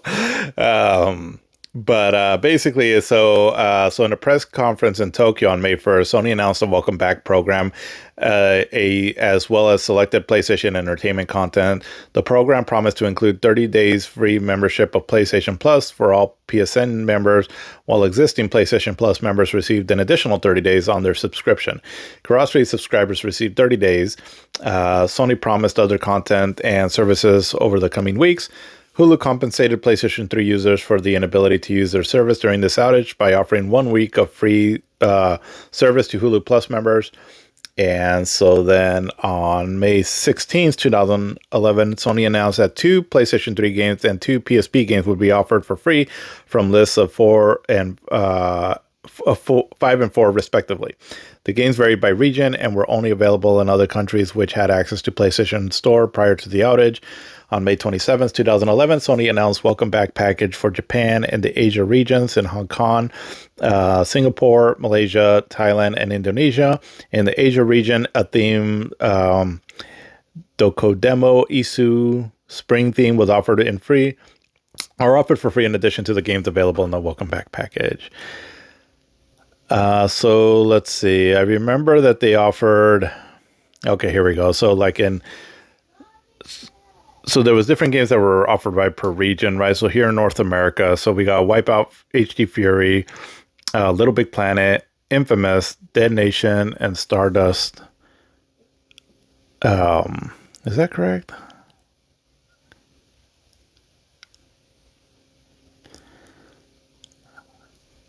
Yeah, I remember Infamous, but I could have swore it was a different game, though. Or other games, but, well, I guess those were the games that were offered. But, yeah, I mean, that was that was intense times, right? I mean, it definitely sucked for them and all, but it's just part of the thing, right? And now with just putting your information online, just subject to be hacked and all, and so it was unfortunate what happened, but such as the modern days now, right, with the internet and all. But anyways, wanted to touch base on that a bit, as it was pretty big story. I remember living through that. Yeah, I mean, for me, I was kind of excited in a way because, again, we got some free games, and also, my information wasn't compromised. But as far as I know, I mean, probably somebody's out there, right, with my address and all, right. But I have had fraud happen on me before, right, and it fucking sucks, So that was, I mean, anytime something like this happens, it's very concerning, and definitely companies should be held accountable for this, And I mean, to what extent they're at fault or just how good these hackers are, I mean, who knows, but definitely concerning though. And so, yeah, it was a pretty big deal that happened. I mean, the overall ramifications of what this had on the PlayStation brand, I mean, it did hurt it. I mean, ultimately, the PlayStation 3 still ended up selling really well, right, going forward from here. But there was definitely, I'm sure, some concern, right, and all with, having, people's information being stolen. So, but yeah, both of those systems, the Xbox 360 and the PlayStation 3, has some pretty big blunders, right? So, but okay, let's continue on here. So on May 19th, South Korea passes a law known as the Youth Protection Revision Act, which regulates children under the age of 16 playing online video games. June 6th, Twitch TV, a video game live streaming service and website that focuses on video game content and esports, is launched. June 7th through the 9th, so E3 2011, was held at the Los Angeles Convention Center. June 21st, Sonic the Hedgehog, one of the best-selling video game franchises of all time, celebrates its 20th anniversary. Wow. Yeah, 20 years. It would have been 20 years at that time. Shit. Let's see, June 27th. So the Supreme Court of the United States issues their ruling on Brown versus Entertainment Merchants Association, declaring video games as protected free speech. August 4th through the 7th, QuakeCon 2011, the massive annual LAN party, is held in Dallas, Texas. August 15th through the 17th, so Game Developers Conference 2011 in Europe is held in Cologne, Germany. August 18th through the 22nd, Gamescom 2011 is held in Cologne, Germany. August 26th through the 28th, PAX Prime 2011 is held in Seattle, Washington. September 9th, the Crash Bandicoot franchise celebrated its 15th anniversary. Damn, so we're getting into the double digits here, right, for some of these, older games for their anniversaries. But September 15th through the 18th, so Tokyo Game Show 2011 is held. September 22nd to the 25th, so the Eurogamer Expo 2011 held its Earls Court in London, England. October 15th through the 16th, EB Games Expo 2011 is held in Gold Coast Convention and Exhibition Center in Australia. BlizzCon 2011 is held in Anaheim Convention Center in California. Let's see, November 18th through the 19th, so Minecon held in Las Vegas, Nevada. Minecraft gets its full release on the 18th. And December 3rd, 10th anniversary of the Jak and Daxter series. And December 10th, so another Spike Video Game Annual Awards was held. And December 31st, the Artex Studio was disbanded. Notable deaths here for this year, at least that had some kind of involvement with the video games. So on May 20th, so Randy Savage, he was 58, the pro wrestler and actor, cover star of WWF WrestleMania Challenge, WWF Super WrestleMania, and WWE All-Stars, so he passed. And October 5th, Steve Jobs, who was 56, creator and businessman of Apple and iOS, passed then. So yeah, so again, probably the biggest story, right, coming out news-wise and all was definitely the whole thing with the PlayStation Network, right? That was kind of a big deal here. Excuse me, but let's start talking about some games now. So we will be starting off with some multi-platform games. So there's a decent amount that came out this year that I feel are worth talking about. And so one game, it was kind of like, I guess, like an indie game. Who developed it? Was it Arc Systems? The people that did Guilty Gears, I know they had a hand in it somehow. I don't know if they were the main developers or not, but it was a Hardcore Rising. And really, this game is a Contra game, just not in name. And it had like the character design and art style of like the Guilty Gear games, but the gameplay was very much Contra. And then with the name Hardcore Rising, I mean, that's very reminiscent of Contra Hard Corps on the Genesis. I mean, I feel like it is a Contra game, just not a name. But yeah, this is an excellent game, actually. I really enjoyed this one. And again, we were starting to get some pretty decent 2D games thanks to indie games, and this one I felt was really worth playing.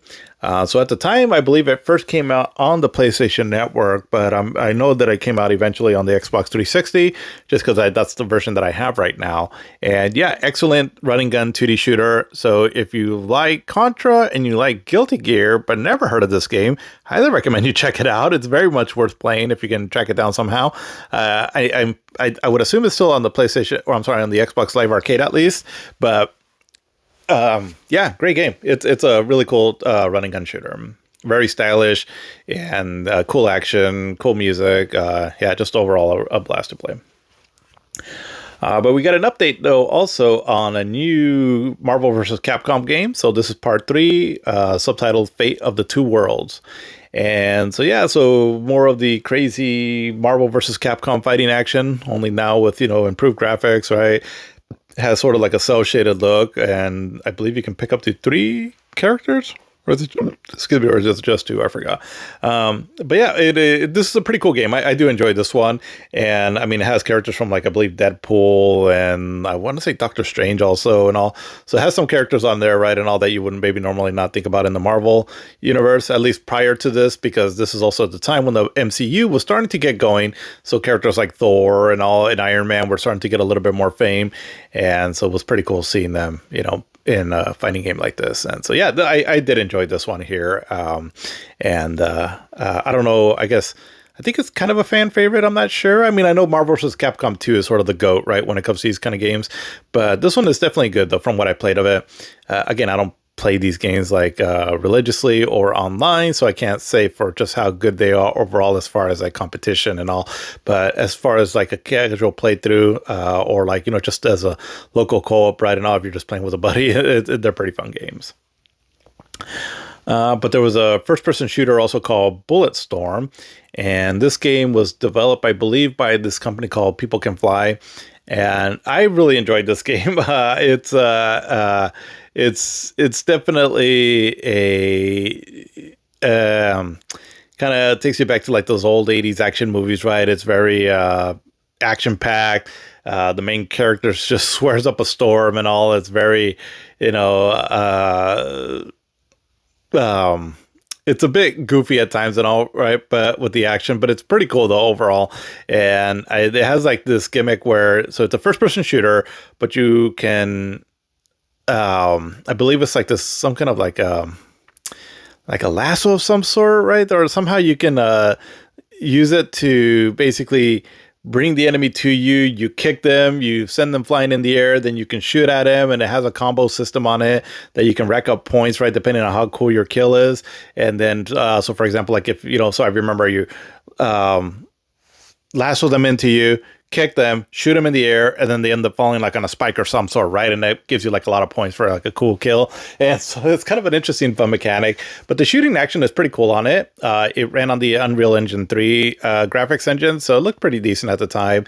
And it's a lot of fun. The story is just very much, sort of like, I don't know if you're actually a space marine in it, but sort of the that kind of style, right? It's sort of like Gears of War in a sense, just a little bit more I guess immature, I guess, but I don't know. I remember the story. It was just I got a kick out of it, not just with the main character, just how much he's swearing and everything. And but it was a fun time though. And I remember actually the last boss on this being pretty cool. So yeah, I mean, if you just want like a cool action game, right? This is definitely one that would fit the bill on that. I had a lot of fun with this one. But one of the bigger games of the year, as far as at least critically, and that was for Portal 2. And so this continues on from the first Portal game that was, I believe, first introduced in that Orange Box compilation that came out a few years ago. And people really liked that first Portal game. And so this one just sort of expanded on it more, and just more puzzles from what I understand, and just has a interesting story. That's pretty funny, apparently, and something to do about a cake. I don't quite know all those references there. I've been playing the first one a little bit, and I've gotten a little ways into it. I'm not too super far in it, but I can't say that the time that I've played, I mean, I really enjoyed the puzzles. I think they're really clever, and so I can imagine if this one just sort of expands on all of that, then I can see why it was a really popular game. But yeah, I mean, so again, Skyrim was probably the more favorite for Game of the Year this year, but Portal 2 seemed to be the other game, right, that I was seeing a lot in those conversations at that time. And even to this day, right, and all, I still have heard people talk really fondly about this game. So I need to try to beat the first Portal so that I can eventually get into this one here, as there definitely seem to be some of the better puzzle games of all time out there. But Rocksteady, oh no, wait, I'm sorry, not Rocksteady. Rockstar came out with an interesting game this year called L.A. Noire. And so I forgot, so they developed or published it, but I forgot who the developer was. But it's an open world game, and only it takes place like in the early 1900s. I want to say like maybe the 1920s or 30s or so, within that time frame there, and has a basically you're playing this detective. Think a lot like if you've ever seen the movie LA Confidential. So it has that sort of setting to it. And so you play a detective and you're trying to solve some kind of a mystery, right, as you're going through this open world. I think it's kind of modeled after Los Angeles. I could be wrong on that. So the game, it's interesting, though, that it was trying to do something different, though, than just being another generic Grand Theft Auto game. And so you're a detective, and so then part of the gameplay is that where you're questioning some witnesses or people to try to get clues on to how to beat certain missions, right? And so what they did, like this facial technology that at the time it looked pretty impressive, where it tried to mimic like actual real life expressions. And so as you're asking people questions, they'll react a certain way, right? Which will clue you in is if they're telling the truth or if they're lying. So I don't quite remember, right? But I would think something like if they're telling the truth, maybe they're looking at you more directly, or if they're telling a lie, they're kind of like their eyes are kind of wandering, right? Something like that. And so that, and then you're taking notes, right? And all, and so you're trying to solve again a mystery. And so I thought it was an interesting concept. I remember playing it back then a little bit. I don't know if I downloaded a demo of it because I never owned the game, but I thought it was interesting. And I mean, nowadays we can do really great facial expressions. So at the time it was pretty interesting, right? The technology that they were using to get these more realistic like expressions. But I'd be kind of interested in trying to check this game out again. I like the concept of it. So, you know, maybe something I might try to get, because I know there's like remastered versions that have come out since. But yeah, at the time, L.A. Noire was an interesting title. I don't think it sold that well, though, for Rockstar, just because I want to say, I forgot who the developers were, but I want to say I think that they were disbanded. So the game must have maybe not sold that well. But it was an interesting take, right, on another, not just being another Grand Theft Auto clone, but was trying to do its own thing. And, for if anything, right and all, it was a unique experience, I'll say. But we also had another game in the Crysis series, so Crysis 2. And so this game came out on the PC, Xbox 360, and PlayStation 3.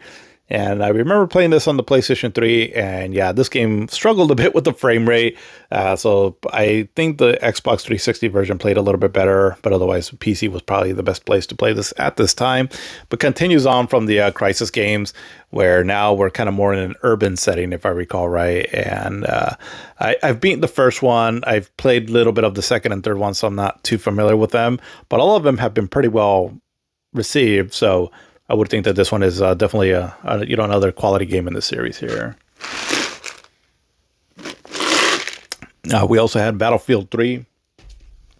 And so this game was if I recall right, this was Battlefield had already been coming out, right, for, obviously this is part 3 in the series, but there's been several Battlefield games that had come out prior to this, and they were pretty decent from what I recall, but I think that this is the first one where they really try to make a push to compete against like Call of Duty, because obviously the Call of Duty games were just becoming really popular with what they were doing with their online gaming and all. And so Battlefield 3 was trying to compete against that. And Battlefield 3 games feel a little bit different, where they're going to be more, I don't know, a little bit more tactical, I guess, right, than Call of Duty games. But what I recall of this game, and I remember my brother really raving about it at the time. And so, because I couldn't really quite get into it too much, I think at the time he was starting to get into a little bit like online gaming, with like games like Battlefield. But again, that's just never really been my thing. But I did check this game out, though, just because I remember him raving about the sound effects. And so I remember when I first tested it out and on my sound system that I had at the time, which was pretty decent. And I was like, oh, shit, like this sounds like pretty badass. Like the gunfire, the explosions and all sound much more realistic. So the developer, I believe, DICE is what they're called. They really put an emphasis on the sound effects on these games. So I've always, and so ever since then, I've always associated Battlefield games as the games to test out your sound system on if you really want to hear what, like how impressive sound effects can be in video games. I thought it was pretty cool. And yeah, and it kind of started with this one here, Battlefield 3. But I remember kind of playing a little bit the single player campaign, and it was all right. I mean, from what I recall, the only one I really ever got into for Battlefield games was, and again, just a single player, was Battlefield 4. No, actually, I think I did play a little bit of that one online, but not that much though. But yeah, I do recall playing this one a little bit, and it was for what it is. It's a pretty decent game. But since we're talking about Battlefield 3, might as well just go over to Call of Duty Modern Warfare 3. And so this one continued on from the Modern Warfare games, which are still my favorite part 1 and 2, right? Modern Warfare games that have the Call of Duty of Call of Duty games overall. And this one was pretty cool. It kind of ties up the story that was being told in the first two. And pretty cool overall. I mean, it definitely has this crazy set piece moments and all. It's more Call of Duty for sure. This one wasn't quite as memorable as the first two, but still definitely was a cool conclusion though to the story that was playing out on those. Not that the story is a whole lot of these on these games, right? But it still was cool to see a pretty satisfying conclusion, right, to the overall story that was going on in these games here. But yeah, some of the set piece moments on this, I mean, like I just the first stage, I believe, where you're like in the city, right? I mean, at the time, I was just so amazed of how grand and scope these Call of Duty games were getting with their set pieces and all. And, definitely kind of felt a little eerie in a way too, right? Where, it kind of seems like, that there was a, war going on our home turf. And so, I don't know, that kind of stuff and all has always had me a bit concerned, right? If something like that were to ever happen. But yeah, pretty cool overall though. And at the time, really great graphics and, just overall a really good game. Again, it wasn't quite as beloved as the first two, but it was still a pretty good entry into the Modern Warfare series. But we had Sonic Generations also, and this is a 3D Sonic game that came out multi-platform. And I gotta say, I've never really been too much into like the 3D Sonic games. Sonic Adventure, we talked about that one a ways back, and that one was pretty good. I did enjoy that one. That was the one that I actually beat. Really got into that one. But after that, I've only sort of dabbled a little bit with 3D Sonic games, and I don't know, they just never really hooked me too much. But this one, though, I've been playing it actually fairly more recently, and actually with the release that came out more recently, the Sonic. What's it called? Sonic X Generations, or the one that has Shadow in it, and which is more or less the same game, just kind of with remastered and some new gameplay elements in the new Shadow segment. But I actually like this one though, and I haven't beaten it yet, but I do want to continue trying to go through this game. And what it did is that it's trying to combine the old Sonic games with new Sonic games, hence Sonic Generations. And so from what I played of it, the first stage, so there's like, different stages, right? But then the first level of a stage, it'll be where it's a bit more of a traditional Sonic game, only it's still in 3D, right? But it's more traditional where you play like a more chubbier Sonic looking version, more reminiscent of like the Sega Genesis games, and you're just going through a level, right? Where the second level, it'll be a little bit more of like more modern 3D Sonic games, but ultimately you're just going really fast, which is pretty cool. And some of the set pieces and graphic moments and it and all look really incredible, actually. And I think that's what's kind of hooked me on this game, that it just looks stunning and it's really fun just to blaze through a level, right? And, try to get the fastest time. And again, just, marvel at the incredible spectacles in this game. And especially more recently now, since it runs at 60 frames per second, it just looks stunning. But even back then, though, I can imagine for people that played it back then, still would have been pretty cool. Again, I've only gotten into this game more recently, but I can see why this tends to be, from what I've seen anyways online, that it seems to be one of the more favorite 3D Sonic games out there, and I can understand why. It's this is a 3D Sonic game that I can actually say, like, yeah, this is good. I really enjoy this. But another multi-platform game that came out, and I really like this one, is Mortal Kombat. So Mortal Kombat came back, and this is a good game. Because they basically they got away from like the 3D style games that they were doing back in the 6th generation. And well, yes, this is still a 3D graphics right and all, but it definitely plays more like the 2D games, but it's still really combo heavy though. And so it's sort of like a reboot of the series. And I mean, this is actually one of my more favorite fighting games because it's fun to play. Has a lot of content on it, and yes, there was DLC and all, right, but a lot of the content that was available was on the disc too also, so it has like a really extensive like story mode, which is actually a lot of fun to play through, which again kind of reboots the series where we're going back to the events more or less of the first one, right, but with a certain I think am I right, is this the one that has like a time travel element to it? I forgot. I remember the story. I mean, it's not like Oscar worthy, but it was a fun story to it, and I thought it was a cool extra addition, right, for single player gaming, and it had a lot of content to it. And I mean, it did have some DLC, but it had like you can unlock a lot of cool new characters. Like I think you can get Kratos in the PlayStation 1. And I forgot there was some other characters. I forgot who they were. But overall, a really great Mortal Kombat game. I really got into this one a lot. I really enjoyed obviously the fatalities are gruesome as ever. And then it also had like these X-ray moves where you power up a meter and then you push, I think it's like the boost, the 2 trigger buttons or the 2 bumper buttons, I forgot. And you do like this really cool move where it's like a really powerful strike, and then as you're punching or kicking or slamming the character down, you'll see like an X-ray shot of like their bones breaking and all. So it's not quite like a fatality, but but it's pretty visually impressive. And then along with the fatalities and all, there's a lot of cool visual stuff in this game to see. I mean, the game ran at 60 frames per second. The character models were pretty cool looking, and yeah, just an overall great game that unfortunately hasn't been available to play on modern systems now. I think if you have the Xbox 360 version, you can play that disc on your Xbox Series X, but it's not available to buy digitally. So I really wish they would re-release this game, as it's one of my favorite. I would say I think it is my favorite Mortal Kombat game. I just really enjoyed this game. I really got into it, and like I said, the fun, if somewhat silly story is pretty cool. And yeah, just good stuff. Great Mortal Kombat game. But then we had Dead Space 2. And so this one continuing on from the first Dead Space game, which was really excellent.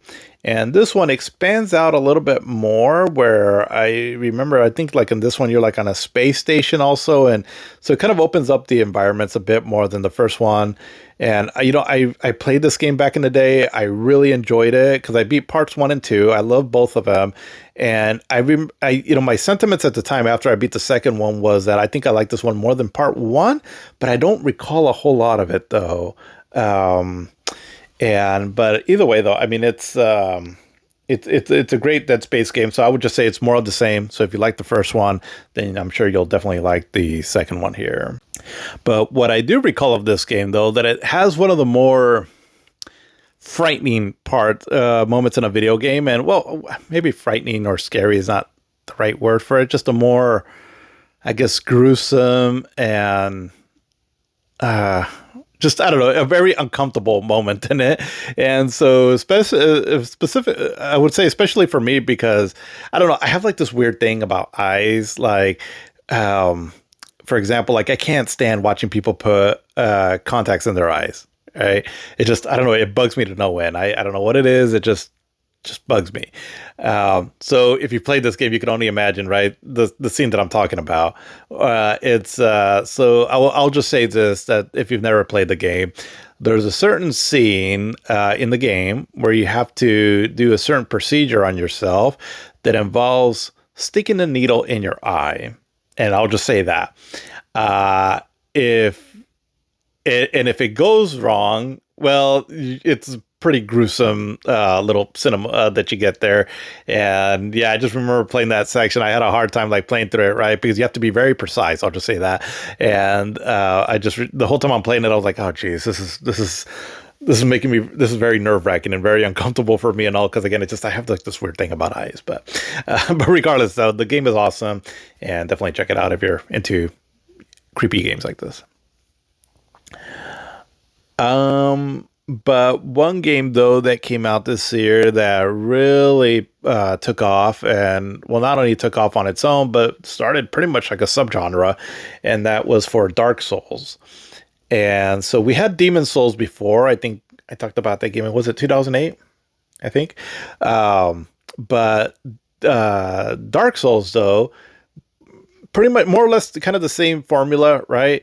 Where it's like an action RPG, and it's the combat in it is very kind of a bit slow paced, methodical, and all. And it's a very challenging game with challenging bosses.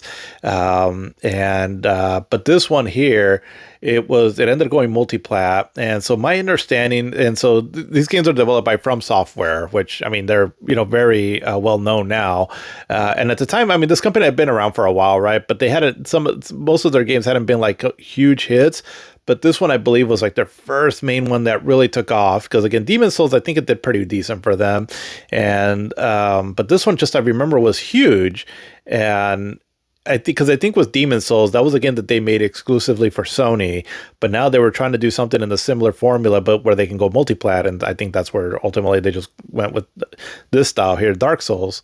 And yeah, I mean it's an action RPG. It's Souls likes, right? I mean you know about them for sure, right? I mean it's a very popular genre now, and I mean from what I understand, this is sort of where they really started taking off. And I've only played a little bit about this game and all, but ultimately I think people just love the challenge of it, love the very sort of vague but really cool lore to the games, the really dark, sort of mysterious dark fantasy storyline to it. Takes a lot of inspiration from Berserk, and so that's why I've always had like a fascination with this series because of that. I love the sort of like quiet, dark tone to them that they have. It's just these games just kick my ass, and so I have a hard time getting into them. But it's like I want to. So one of these days, I really want to like just sit down and try to beat one of these games here. Maybe I'll get because I've always heard, I was like, once you get it, and then you'll be hooked on these games. And so I haven't given up on them completely, but they are difficult games though. And difficult by, I mean, yes, the skill needed, right? But then also just sort of like where to go. Everything's a bit vague, and it doesn't really spell out everything for you, which is part of the appeal of the games, right? It's, where a lot of games nowadays feel like they're holding your hand throughout the whole way. Well, this series is pretty much the opposite of that. And so, but I think that's a big reason why these games have such a big following. And so I can respect that, right? But I just haven't quite gone to the point though where I can really get into these games and where I can say that I really love them. But I haven't given up on them, like I said, right? But this is the one that really took off, and it created a generation of action RPG games of this style that, I mean, people just absolutely adore. And I can see why. I mean, I can understand the appeal to these games. And so hopefully maybe I'll be able to get into them at some point. But it's only the start of it. There's a lot of other games, not only in this series, but also of this style, and not all from Software. Like I said, it kind of started a whole subgenre of gaming. And to this day, I mean, they're some of the more beloved games of all time. And I mean, nowadays they're being a little overdone to an extent. But when they're good though, I mean, they still generally tend to be some of the best games out there. And this is sort of where, I mean, not where it got started, but I think where they really started taking off though. And I think that helped a lot, right? Because they went multi-platform, right? On the PlayStation 3 and on the Xbox and on the PC, I believe, or I forgot. But yeah, good stuff though for, the kind of games that they are. But probably the biggest game of the year was just, I mean, as far as like critically and commercially, was The Elder Scrolls V Skyrim. So Skyrim has been on everything now, and I mean, it just recently got a re-release on the Switch too, which I'm so happy now that I can play that in portable at 60 frames per second, and in a hybrid way. But yeah, this is where it got started though. On the Xbox 360, the PS3, and the PC. Originally, like most Bethesda games, it was a bit broken at launch, and specifically the PlayStation 3 version. So if for some reason you want to go back to the original version and you want to get it on console, I would probably go with the Xbox 360 version, as again that one tended to be not as glitchy as the PlayStation 3 one. But yeah, Skyrim, I mean, it took what Oblivion was doing, create this fantasy world, medieval sort of fantasy, and where you can just explore this huge world, and there's so many quests, to get involved in, so much lore, so much story to it. I mean, if you want to find a game that you can say, I just want to play a game where I just want to get lost in an incredible world, right? A dark fantasy sort of medieval world. Skyrim is about as good as you're going to get on, for looking for something like that. There's another game too also, but that'll come later. but this is definitely amongst the best for that kind of game. I mean, I haven't beaten this game just because every time I play it, I just get lost in it and all, and I just love exploring and, doing some random side mission and not really caring too much about the actual story and just kind of just get lost in it, right? And I mean, there's so many moments in these games that you sort of create on your own that just make it for such a memorable experience. And I mean, it's easy to see why this game has been such a fan favorite for many years and will continue to be so, I believe, for another many years, because who knows when Elder Scrolls 6 will ever come out.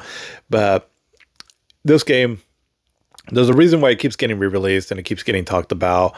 It's just absolutely amazing. And I mean, and then from my understanding, if you play this on PC, you can mod the hell out of this game to make it for an even better experience. I haven't messed around with any of that, but that's just my understanding of it. But just the game on its own, right? The official release, it's really great. You can play it on pretty much any modern system of any sort nowadays.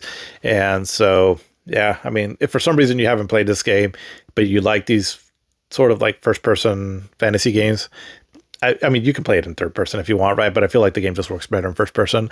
But yeah, just absolutely incredible. And you will definitely have a fun time with this game, just getting lost for ages, right? And not just trying to go through all the cool missions on it. And sort of I guess the gimmick, if you will, if you can say that, right, that the game has is the dragons that are flying around. And as you're trying to take them out and how they fit into the story, it's just really cool. I mean, there's something special about where you're just walking, just out in the open field, and all of a sudden you just hear this thundering flaps of a dragon, and it's as it's terrifying the countryside and all. And I mean, it's truly something else. And I mean, I was like, God, we should dream about this stuff, when we were kids, and here we are. It's really incredible. I mean, I can't say enough good things about Skyrim. It's one of the best games of all time for many. For me, it's, I mean, I would say it's probably, I think, in my top 30, I think is where I have it at. But yeah, just, an incredible game though, regardless. But my personal favorite game of the year, and also another game that was a big contender too for like game of the year this year, outside of like Skyrim and Portal 2, was Batman Arkham City. And I mean, this game was really well beloved. It was critically well received. I mean, it was the highest rated game of this year, right? I think I said earlier. And so this is from Rocksteady. And so they did the first Batman Arkham Asylum game, right? Which I talked about 2 years ago. And that was, a really great game. And this one expanded on more of that. I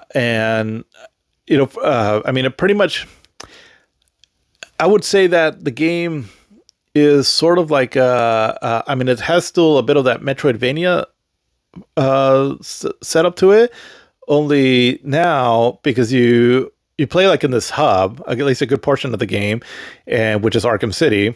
So basically the story is that where now so basically the people of Gotham, right? They had sort of quarantined this one specific area in Gotham City to where they can house a lot of these inmates after the events of Part One, and so they called it Arkham City, but it's a pretty good chunk of the city, right? So it's so I wouldn't say it's like completely open world, but it's like a big hub. So kind of think almost like Zelda, like you got the Hyrule field, like in Ocarina of Time, and so it's kind of like that. And then you have areas that you can go into to explore more, so you can kind of look at those like dungeons, so to speak, and so it's a pretty cool level layout that the game has overall.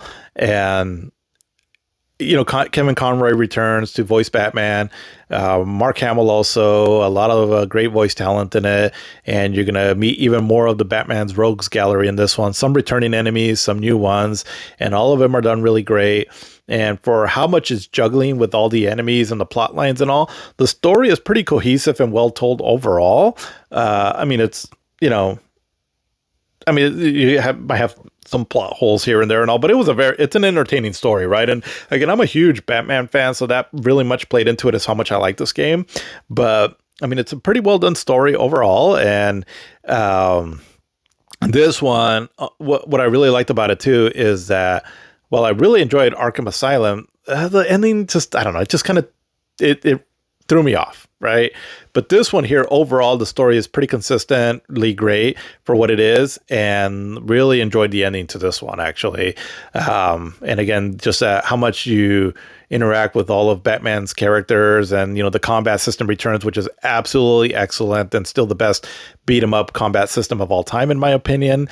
And you still continue using Batman's skill set in new creative ways, like his detective work, and the gadgets he gets to use, and his support staff too, also on how they can help him out, like Alfred and all.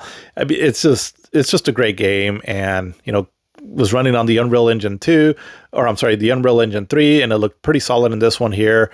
So I played this on the PlayStation 3, which was a pretty solid port, and I think the Xbox 360 might have ran a little bit better, but I had just a fun enough time on the PlayStation 3.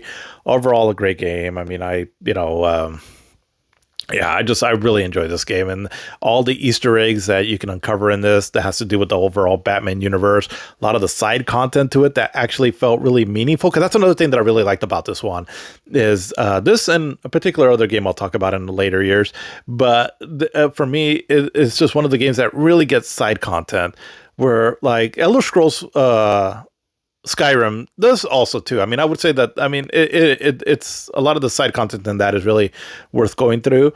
But some games really get it right, where it's not only that the side content is fun, but how it fits into the overall narrative and structure of the game. There's only a handful of games that can pull that off really well. And for me, Batman Arkham City is one that does that really well. I mean, I really enjoyed going through a lot of the side stuff and content in this game. Just some of the, as you just unlock cool new gameplay elements, but then also a lot of cool new story bits to just random Batman characters. Just in great stuff. Cool boss fights too. One in particular, right, which is pretty famous for it. It just it involves Mr. Freeze, and just that's a really clever boss fight. And I mean, for me, like literally, this is in my top 10 favorite games of all time. Yes, a lot of it has to do because I'm such a big Batman fan, but it is such a good game overall that even if it was another character, but still was in the same gameplay structure and all, I would still think that it would place fairly high on, some of my, as being one of my favorite games of all time. It's just really that good. And I was so happy with this game. It really made my day when I was playing this game and all that, something like this. That a video game like this for Batman exists, and it's a game that I always love going back to. Well, specifically 1 and 2, but the other Batman Arkham games are really great as well, but 1 and 2 specifically really stand out, and this one for me is the best of them. So, good stuff. But on the Xbox 360, so, I mean, I'm sure there was others, but there was only 2 exclusives that I came across here, right, as I was doing a bit of research on this that I felt were worth talking here. And so starting off with Forza Motorsport 4. So we got another one, right? They were cranking them out at this time. And so I don't know a whole lot about this one, as again, I didn't start getting into motorsport, or Forza, I should say, until later on. But as far as I know, it's kind of more of the same, and that's not a bad thing. Again, we did have a Gran Turismo game last year, I think it was, right, that we talked about it.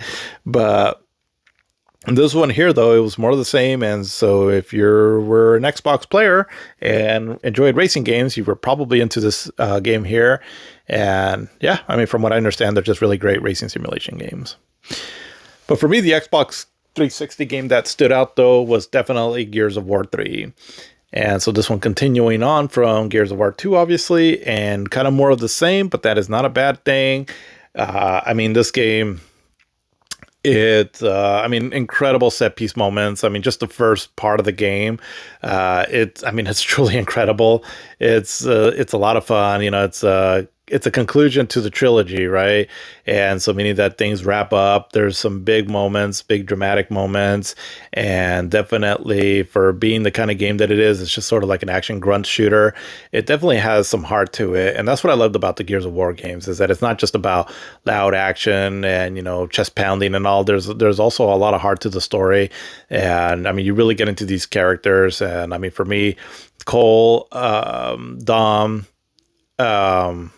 Baird, and then of course Marcus Phoenix and some of the other characters too. I mean, they're definitely memorable.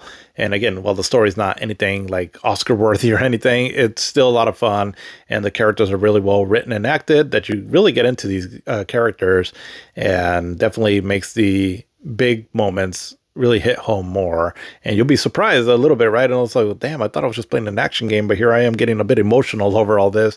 But you definitely get action. I mean, and that's the main purpose of these games. It's just really kick-ass action, incredible boss fights. You know, probably one of the best looking games that ran on the Unreal Engine 3 on console. I mean, for the time, the frame rate was really smooth, running at 30 frames per second, right, and all, but a pretty smooth 30 frames, and really detailed graphics, and yeah, just overall, yeah, just an incredible finale to this trilogy here, and not my favorite Gears of War game, probably my second favorite though, and yeah, just a lot of great stuff in this one, and definitely worth playing.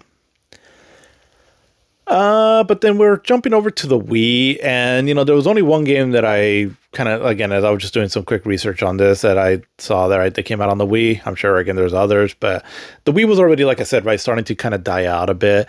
But it did get its big game though, for The Legend of Zelda: Skyward Sword. And so this game, it's sort of what they were wanting to do originally with Twilight Princess, and I think really with the Wii in general, where the promise of like having a really fluid motion, right, as you're using the Wiimote. And by that I mean that with when you're playing the Wii, you start realizing that pretty much as you're waggling the remote, it's just pretty much almost like replaces a button prompt, where you know you can waggle the Wiimote, like let's say like Twilight Princess. So let's just say you're waggling the Wiimote in an upright motion. Well, your Link is not going to slash in an upright motion. He's just going to either slash horizontal or sideways, right? Just the same thing as a button prompt. So that's all it's doing, right? You sideswipe, you waggle your remote left and right. It's just basically like pressing the A button, for example, right? So it's not as fluid as they were first leading you to believe, right? Well, they finally came out with this game here, Skyward Sword, and because it used the Motion Plus Wiimote that we talked about last episode, where it gave the ability to have more motion, that the sensor was able to read more motion. And originally, this was introduced with the Wii Sports Plus game Resort. I think we also talked about a few episodes back, where it was a lot more fluid, right? It can sense more movement basically. And so they transformed that into because I read something about that the director of the Zelda game for this one here was trying to get that level of fluidity into a Zelda game, and it seemed like at first they couldn't figure it out, but then when Wii Sports Resort, or the Wii Sports Plus game, or whatever it's called, finally figured it out, I think they tapped into that development team like, hey, how'd you guys do that? And then they took that over, and it helped create The Legend of Zelda: Skyward Sword. So I've played about, I don't know, maybe 4 to 5 hours into this game, and so I haven't completely given it a full playthrough. And at the time when I played it on the Wii, I definitely thought it was interesting, right? And all, and the sword mechanic was pretty cool. And yes, it is pretty responsive for what it is. But I gotta say, it's I I know that the Twilight Princess is more basic, but I preferred that though, because sometimes the as you're because the combat system is very dependent on you being able to slash in certain directions and all right to defeat your enemy, which is, it sounds good on paper and it's original, but the actual implementation of it and all, it's just not as responsive as you would want it to be. And so therefore it makes for some frustrating gameplay moments on it. At least that's what I recall of it. Again, I'd have to go back and beat this game, but that's what I recall. And so, for that reason that I think is one of the things that was throwing me off on this version back in the day. And so, like I said, I got about 4 to 5 hours into it. And then I was like, you know what? I don't know. I'm not feeling this one. And from what I understand afterwards, though, is that it's a fairly linear game as far as Zelda games go, which is not necessarily, I guess, a bad thing, but just one of the things that kind of stood out. And I remember this game was being praised to high hell at the time when it came out, but in the years that followed, it seems like it wasn't quite as well beloved. And so kind of led you to believe, right? Like, is there like a Nintendo bias going out there with a lot of publishers or game journalists and all? Which, I'm sure there probably is, but I just remember when the game came out, they were talking about it like it's the best thing ever and all, but then like really like only a few months afterward, I was like, actually it's a bit frustrating. But I've started a bit on the HD remastered version, and so that'll probably be the version that I'll continue playing. And I mean, it's definitely not a bad game. It's a decent Zelda game, and if anything, as far as the timeline goes, it's the very first Zelda game. So if you're interested in the convoluted lore that it has, then it'd be worth, I say, playing for that there. But yeah, not amongst my favorite Zelda games, but I would still say it's a unique experience, if anything. But let's jump over to the PlayStation 3, as this is the one that had more stuff to it.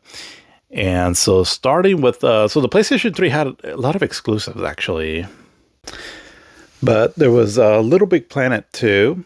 And so this game continuing on from what the first one was doing, only now, so it's still a platformer. You still control the little character Sackboy, but now and it still has this user generated content, but you were able to create like racing games or puzzle games, I believe. Basically gives you more variety on the kind of game you can control outside of just, a platformer. And so that was pretty cool. I never did play this one too much, so I'm not as familiar with it as I am the first one. But from what I understand, I think it's the kind of considered like the more fan favorite one. And I mean, pretty cool overall. I mean, definitely, it's just, unfortunate that a lot of the servers of these games got shut down. I'm sure there's probably ways to play it, that fans have been able to do, or, create like a new online infrastructure, right? So that people can continue playing these games. But yeah, I mean, it was a cool concept for what it was back then. And so I'm sure a lot of people had a lot of fun playing this and not only going through the main campaign mode, but then also just, creating a lot of cool stuff on it. So pretty cool for what it was. But yeah, I just don't have a whole lot of familiarity with it just because, again, it's just not a game that I got into back then. But there was also another sequel to PlayStation exclusive game that came out a couple years ago, and that's for Infamous 2. So we're continuing on playing Cole, only now he's voiced by a different actor now, I believe. So he sounds a little bit different, but, it's still pretty cool, though. And it's now takes place in a sort of kind of like a New Orleans setting, where the first one took place in a kind of a New York-inspired city, where this one is more like down in the South in Louisiana with the swamps and bayous and all. And so it's an interesting setting for the game. And this one here, the story I remember, I never beat this one, but from what I played of it, it wasn't quite as involving, but the game was definitely more fun, though. It just really expanded on the moveset more, and so just a lot of fun to play through. And so, ultimately that's where it kind of counts, especially on a game like this. But it still has an interesting premise, though, where the game starts off with just like this huge fire beast of some sort. And so then the whole game is where I think if I recall right, you're trying to go through the story of the game and solve certain mysteries or defeat certain enemies before this bad fire demon eventually invades where you're at now. Something like that. I forgot a lot of it, but I do recall that it also has like its choices that you can pick where, you're going to the good side or the bad side. And depending on which side you choose, there's like a sub character that helps you out in that. Oh, God, I forgot a lot of the story in this one, but it's a really fun game. It really, like I said, it really improves on the gameplay of the first one. Now you also have like this sort of like a lightning rod that you can use for melee attacks, and just its overall lightning power is expanded on more. So definitely, I would say if you like the first one, this one's even better. Runs a bit smoother. Just looks a lot. It looks better, and the setting also, I think it gives the opportunity to have more varied locations instead of just like a urban scenario where you got the city settings and all, but then you got a cool, like a lot of like New Orleans inspired areas, and then also the swamps and all look really nice. And so, yeah, just kind of more of the same, right? But really cool. And I do know that this one later, I think it maybe came out the next year or two or so, but it had a cool DLC called like Festival of Blood, which you're like you turn into a vampire, taking out vampire creatures or something like that. And I just remember that getting a lot of praise as well too. So yeah, I would say if you're into the first Infamous game, definitely check this one out, as it's again one of the more better PlayStation exclusives that were out there on the PlayStation 3. But we also had some more PlayStation exclusives, and so starting with Resistance 3. So this is the end of this trilogy here, and this one, so the first one was very much like World War II inspired, was, obviously the sci-fi elements to it, and then part 2 really cranked up the sci-fi elements to it, where it's like big in scale, and, you're like in the army or the military, and, there's a lot of like, high octane set pieces because of that.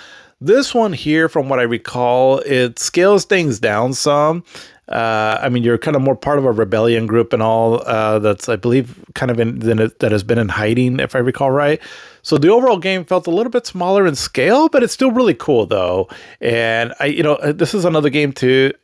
Games from this stretch right here, I beat them. Some of them, like for example, this one.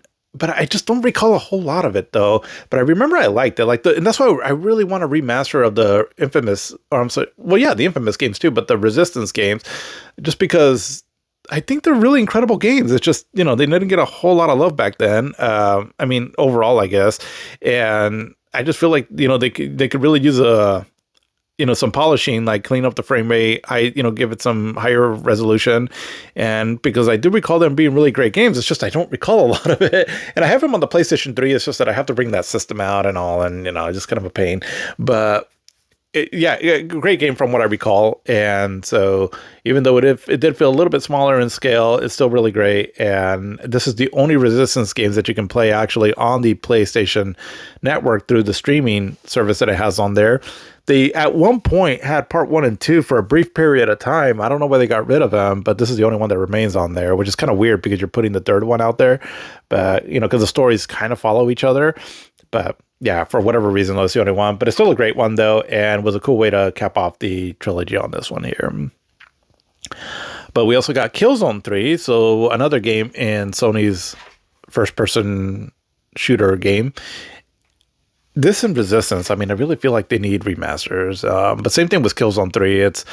I think I like the second one just a hair better, but this one was, I'll give it to this one though, that it was a bit more varied though in its location, so a bit more colorful, and also just some incredible set pieces too. Like I remember this one area where I'll just say you're fighting this big ass like battle mech tank thing, and just the scale of it and all. It's literally almost like a God of War sort of, moment, and some of the best graphics you'll see on the PlayStation 3, honestly. It's incredible graphics. Again, it's hampered a bit by the frame rate on it, and so again, why I really think that these games need to bump up in resolution and frame rate. But either way, though, right now the PlayStation 3 is the only place to play these games, and so if you can get a copy of it somehow, they're definitely worth playing if you're into first-person shooters. And again, the Killzone games feel a little bit different because the way you're moving your character around, it has sort of a bit of a heavier feel to it, but it kind of works in the context of the game. But this one did feel actually a little bit faster than the other two Killzone games, if that means anything. But yeah, if you like Killzone 2, it even kills on one. Definitely recommend this one as not quite my favorite, but I did think that it's still a really great game. And actually, the villains actually were pretty cool too. Also, as they were voiced by some famous actors. It's oh god, there's two villains in it. I'll say that much, and one of them is voiced by Ray Winstone, I believe is his name. Um, so he's been in a lot of movies, and I know he was they used his voice and likeness for Beowulf, the kind of CG animated movie that they came out with some years back. And then also, oh god, I forgot this actor's name, but he was going way back in the day, The Clockwork Orange, if you remember that movie. The main actor in that, right? Well, obviously he was older now, but he did the voice for another villain, and both of them did a really great job and kind of fleshed out the story a little bit more. Again, the story's not anything incredible, but it's still pretty cool though for what it is. And you continue playing the same main character, Sev, I believe, and so a lot of the other returning characters come back. So yeah, great game overall. Highly recommend it. And then we also had Uncharted 3, Drake's Deception. And so continuing on also from another great PlayStation 3 exclusive series. And this one, kind of the same with like a lot of other games where the third one in the trilogy, it's not the best one, but it's still not bad at all. And I really enjoyed this one too. I mean, I would say it's definitely on par with Uncharted 2. It's just that this one, I felt Uncharted 2 was just a little bit better paced, and I just like the story to that one overall more. But this one is by no means bad. It's actually really great, and it's still has some incredible set pieces in it. This whole area where I'll just say like this boat scene, it's it's truly something else. I mean, it was making the PlayStation 3 do some incredible things. And I think one of the things that kind of, I guess, like a knock on this game was there's certain areas where I don't know if it's just the layout of the stages and all, but it just felt like the way you could take cover and all wasn't quite as responsive as the other games. But I think it just had to do because the geometry to the levels was a bit different. Like that scene that I'm talking about, the boat scene, an area before that where you're kind of like in this, I'll just say like a graveyard of ships. There was a lot of moments in that area there where I remember I was like having a hard time taking cover, and it's just because the geometry to the levels, it's really incredible. It looks incredible, but because it's a little different, I don't know, like it felt like it didn't feel quite as polished, I guess, right, as other Uncharted games. And that was the one thing that kind of stood out to me about this game, that again, it didn't destroy the game by no means. It's just one of the things that I remember was slightly frustrating playing through it, and where I never really felt that was Uncharted 2. And I think that's one of the main reasons why I preferred Uncharted 2. But great game though, overall though. And actually, if you've watched the Uncharted movie with Tom Holland, which is, it's all right, but there was that movie there takes certain set pieces from this game here, right? And so they're definitely a lot of fun to look at and a lot of fun to control. And I mean, cool story for what it is, and definitely finished off this trilogy on the PlayStation 3 in a pretty good fashion. Didn't ultimately end up being the last game, but for what it was, though, still a really great game and definitely worth playing through. And just wanted to touch base really quick on one PC game that we got, and that was for The Witcher 2, Assassins of Kings. And so just wanted to make mention of it because ultimately we're going to get a great game in the series in one of the later years. And so just wanted to at least mention, right, that, when its previous games were coming out. And this one, I'm a bit familiar with it when it came out on the 360. I don't know if it came out this year on the 360, but eventually it did. And from what I played of it, it's a really cool action RPG. The whole Witcher series, it's the lore, the dark fantasy settings to it and all. It's really cool. It wasn't quite open world yet, as it was a bit more streamlined, where the level layouts are not quite as expansive and all, but it still has a lot of cool RPG mechanics to it, a lot of dialogue in it, a lot of submissions and all. And actually it has one of the coolest openings though in a video game when you're storming this castle with all your fellow soldiers, and the music that plays out, I remember, has this really cool song to it. Excuse me. I actually like replaying that scene sometimes just because I just love the music and just the action going on with it. There's like a dragon in the background and all. I'm like, oh shit, this is fucking awesome. It's like shit that I used to dream about when I was a kid, like, and being able to play it out. Like, thank you. That is so awesome. I've gotten a little ways into the game, but haven't actually beat it. And I do want to go back to beat it just so I can understand the overall Witcher lore more. But yeah, not a bad game. I know the Witcher 3, which is the game, we'll talk about that game in later years, is the one that really stands out from the series. But I would still definitely say give this one a shot. Where the first Witcher game, I've gone back and tried to play that game, and it is a bit rough. But this one still is very playable still. And again, the version on the Xbox 360, if you can still get it on the PlayStation Store, because I have it downloaded on my PlayStation or my Xbox Series X, and it plays pretty well on there. I'm assuming it's still there to buy. I'm not quite sure, but if you can get this game somehow, definitely recommend it. Right? I feel it's worth a playthrough. But all right, so that's what we got here for games. So wanted to end off here talking about the Nintendo 3DS.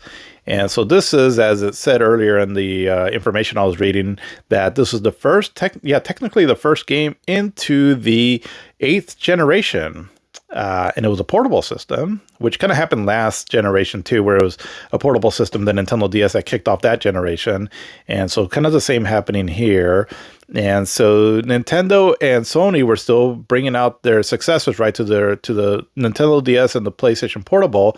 But like I mentioned earlier, right, things were different now, though, because now cell phones and smartphones were starting to become more of a thing as far as people playing casual games on. And so the market was a bit different now than it was back then. And so again, we're going to talk about the PlayStation Vita next year, but technically it did come out this year in Japan. But the 3DS did come out this year, though, in the United States here. And so this is where it really started making its mark. And it wasn't all sunshine and rainbows, though, when this system first came out. So let's just go a little bit over the 3DS, because it's a unique system. And I will say this. Out of all the systems that are out there that have come out that have had a bit of a following to them, right? Where, they weren't just like a kind of a niche system, like, the super graphics or something like that. It was, of all the systems that had some kind of a relevancy to it and all, this is one of the systems that I'm not too familiar with the overall library. I mean, I've played some games on it, but not, extensively. But it's probably the system I will say that I've been the most interested, though, in exploring the library more. And that was only made possible because, let's just say, if you mod your 3DS, you get a pretty cool experience on it. And so I've really been wanting to play more games on that, as it's an interesting little system here. So let's kind of dive into it. So the Nintendo 3DS. So it again released in Japan on February 26th of 2011, March 25th of 2011 in Europe, March 27th of 2011 North America, and Australia on March 31st of 2011. And so it is it's basically, I mean, when you look at it, it looks like a little bit of a bigger Nintendo DS, right? Which it pretty much kind of is, only now it also has like an analog sort of like little kind of slider knob on it. But just to read some information here. So the Nintendo 3DS is a foldable dual-screen handheld game console developed by Nintendo. It was announced in March 2010 and released beginning in early 2011. It succeeded the Nintendo DS and DSi. Building on the basic design of the DS, the 3DS retains a clamshell form factor and backwards compatibility with the Nintendo DS software, while introducing auto-stereoscopic 3D visuals that do not require special glasses. At the 8th generation console, its primary competitor was the Sony PlayStation Vita. The Nintendo 3DS was released in Japan on February 26th of 2011 and worldwide the next month. Less than 6 months later after launch, Nintendo announced a significant price reduction from $249.99 US dollars to $169.99 US dollars amid disappointing launch sales. The company offered free games from Nintendo eShop to consumers who bought the system at the original price. This strategy was considered a major success, and the console went on to become one of Nintendo's most successful handheld consoles in the first 2 years of its release. As of December 31st, 2025, the Nintendo 3DS family of systems combined have sold 75.94 million units, and games for the system have sold 392.29 million units. The 3DS family received several hardware revisions during its lifespan. The Nintendo 3DS XL featured larger screens, launched in 2012. The Nintendo 2DS, an entry-level model with a non-folding design and no 3D display, followed in October 2013. The new Nintendo 3DS and new Nintendo 2DS XL added upgraded hardware and additional controls beginning in October 2014. Nintendo discontinued the 3DS lineup on September 16th of 2020. The Nintendo eShop closed on March 27th of 2023, and Nintendo Network features ended on April 8th, 2024, with limited exceptions. Excuse me. So yeah, it's an interesting little system, and I only got to see it one time with the 3D effects, and that was, I don't know, sometime around the time that it launched, give or take, maybe a little bit afterwards. But I went to a Best Buy, and they had one there that you can sample, and it's pretty cool, actually. I will say the 3D effects on this were impressive. You know, you're looking at it, you're like, oh wow, that's a trip. Like, it looks cool, actually. And it was all done without no glasses or anything. There was just like a slider on the side of the console where you push, you move it up or down. And if you have it all the way up, it increases the 3D effect. And obviously if you down, then, no 3D effect. But it was definitely interesting, right? I was really impressed with the technology behind it. It's truly something else. I would say that if you are interested in getting the 3DS, maybe go for the 3D version, right? Because it is interesting, right? At least to look at. Because there's a lot of great games on the 3DS anyways, right, and all. And so it's not like it's a necessary thing to have the 3D really, but it is cool to look at the very least, just to appreciate the technology behind it. Because it always seemed like Nintendo was trying to do something virtual, something 3D, but they couldn't quite figure it out, right, and all. And so the 3DS, I mean, ultimately when it comes down to it though, the 3D effect on it, it's very much a gimmick for me. It is cool, it looks cool, and it was implemented really well. It's just that when it comes to being like a major function of the system, it's kind of pointless in my opinion, at least from what I've played. I can't think of a game that it needed the 3D effect on it to be better. I don't know, correct? Like I said, I'm also not the most familiar with the system, so maybe I'm wrong, but that's just from what I've seen of the system now and all. Now, again, that doesn't mean that there was no great games on the 3DS. Like I said, this is probably the system that I'm the most interested in exploring the library of the system that I'm not too familiar with. But the 3D was kind of a gimmick. And so ultimately, when I got the system, which was actually not that long ago, it was like, I don't know, maybe 4 years ago or so, where I finally bought a used version on eBay.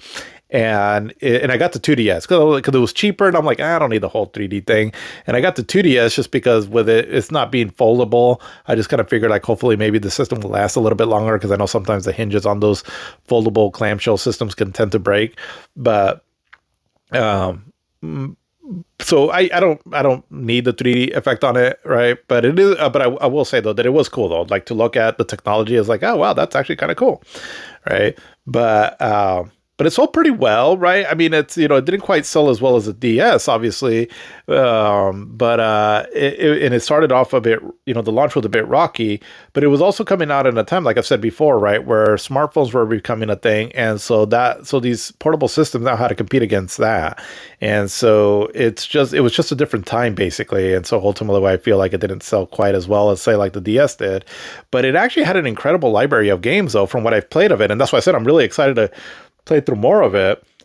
I'm actually looking here to see if I can find the lineup of launch games that it came out with, and then let's see. But then yeah, also it introduced the eShop as well too. Where you can buy games like on the like a virtual console basically, and so that was kind of cool too. Also, right, having that in a portable form factor, which I believe the DS actually could do that to an extent. Maybe I'm wrong on that, but the 3DS really picked up on that, and the fact that it was also backwards compatible with the Nintendo DS, right, was pretty cool. So you just had like you already had a whole large library of games that you can play on the onset of it. The only thing though about it though is that it's when you play it on the because I remember I got the 3DS, I'd already sold my Nintendo DS years ago, and so when I got the 3DS, I was like, well, I'll just stick with the 3DS since it's already backwards compatible. But when I played a DS game on it, I was like, oh, that looks kind of blurry. It looks kind of crappy. And so I found out that, yeah, the resolution on it kind of sucks on it. There's a way of like, I think if you hold the star or select buttons down when you first boot up the Nintendo DS game, on a 3DS, it'll give you the native resolution on a DS, I believe, but it looks really the screen looks more squished though, so it's kind of like, well, that kind of sucks too. But just FYI, right? If you've never had a 3DS and you're wanting to get that without getting a DS, just kind of go into it knowing that. But yeah, I mean, cool little system. Let's see, where's the launch lineup to this system here? All right, I think these are it here, at least for North America. So we had Asphalt 3D, which is like a racing game, Bust a Move Universe, Combat of Giants, Dinosaur 3D, Lego Star Wars 3, The Clone Wars, Madden NFL Football, Nintendogs plus Cats, and different variations of that. Let's see, Pilot Wings Resort, Pro Evolution Soccer 2011, Professor Layton and the Miracle Mask, Rayman 3D, Ridge Racer 3D, Samurai Warriors Chronicles, The Sims 3, Still Diver, Super Monkey Ball 3D, Super Street Fighter 4 3D Edition, Tom Clancy's Ghost Recon Shadow Wars, and Tom Clancy's Splinter Cell 3D. So looks like those were the launch titles from what I can see. So not a major Mario game that came out, right? Or not even a Luigi game like a Luigi's Mansion. But eventually it would get some pretty cool stuff though. And I mean, basically the 3DS is roughly about as powerful as like a 6th generation system. So again, at this point, right, and even to this day, right, Nintendo's always been about a generation behind with their systems in terms of power and all. And so the graphics on this were, again, roughly about as good as like a 6th generation, but even in some ways that maybe even a little bit better. So like, for example, like Super Street Fighter 4, that was a 7th generation game. And when I played it on the, cause I played it more recently, right, on the 2DS, and I'm like, oh, wow, that actually looks really impressive. I mean, scaled down some, but it does look fairly close to what the console version looked like, right? So I was impressed with it. But basically, it's about powerful as a 6th generation, and like I said, eventually would get some really cool games on it. Like I think, like when did Mario Brothers launch on it? Because I know there was. Because I know eventually it got like New Super Mario Brothers, let's see, 2. Let's see, when did that one come out? Was it in 2011? No, that came out in 2012. So, I mean, it came out fairly shortly after, right? Because there was also Super Mario 3D Land. Let's see, when did that one come out? Sorry, I should probably be a lot more prepared for this than I am, but that's just sort of the way we roll here. So 3D Land. Okay, so yeah, so 3D Land did come out in 2011. So it looks like in November.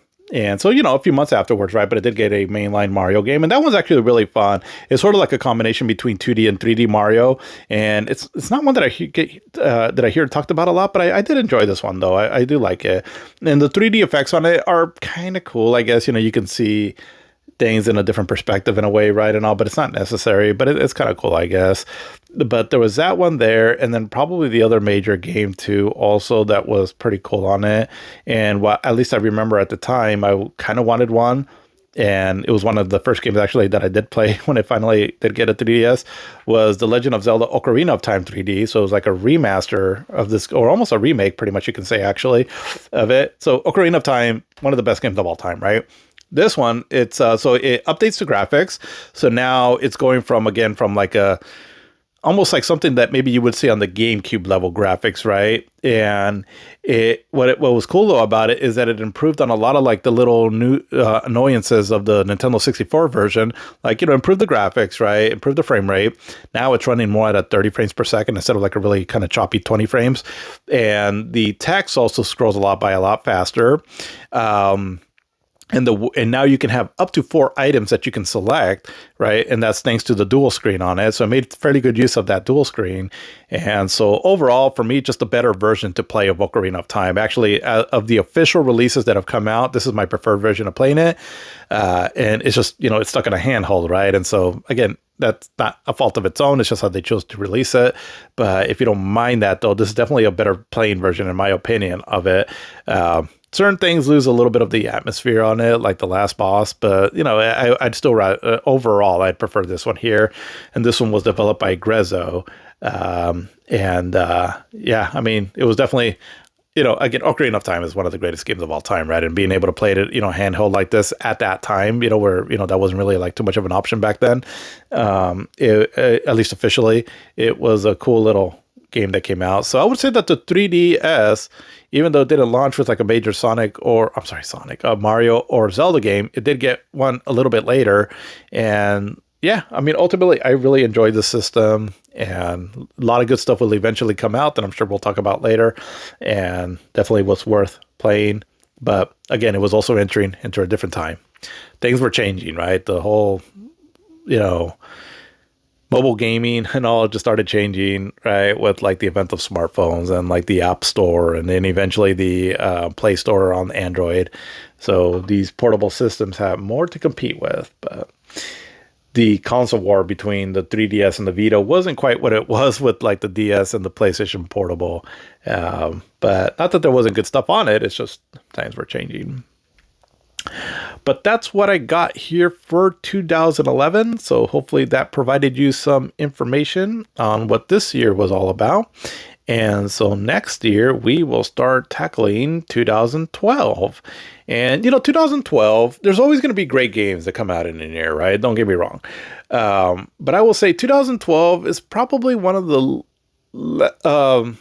not as memorable years out there. So hopefully I'll try to have some information on there. I mean, if anything, we did get a new console that year, and so we'll talk about that. So what Nintendo's doing, going into the next generation, as they were kicking it off, right, with the 8th generation, starting with the 3DS, and then a certain system that they came out with next year. But there was also, I mean, it's not that there wasn't any good games. There was a lot of like two of my games that really stood out this year were smaller scale games. One of them was just a really incredible little indie game that let's just say you go on a journey. And then another one that was taking a really beloved graphics novel and also a TV show that was popular at the time involving zombies and kind of made it into its old story-driven game that was really memorable as well, too.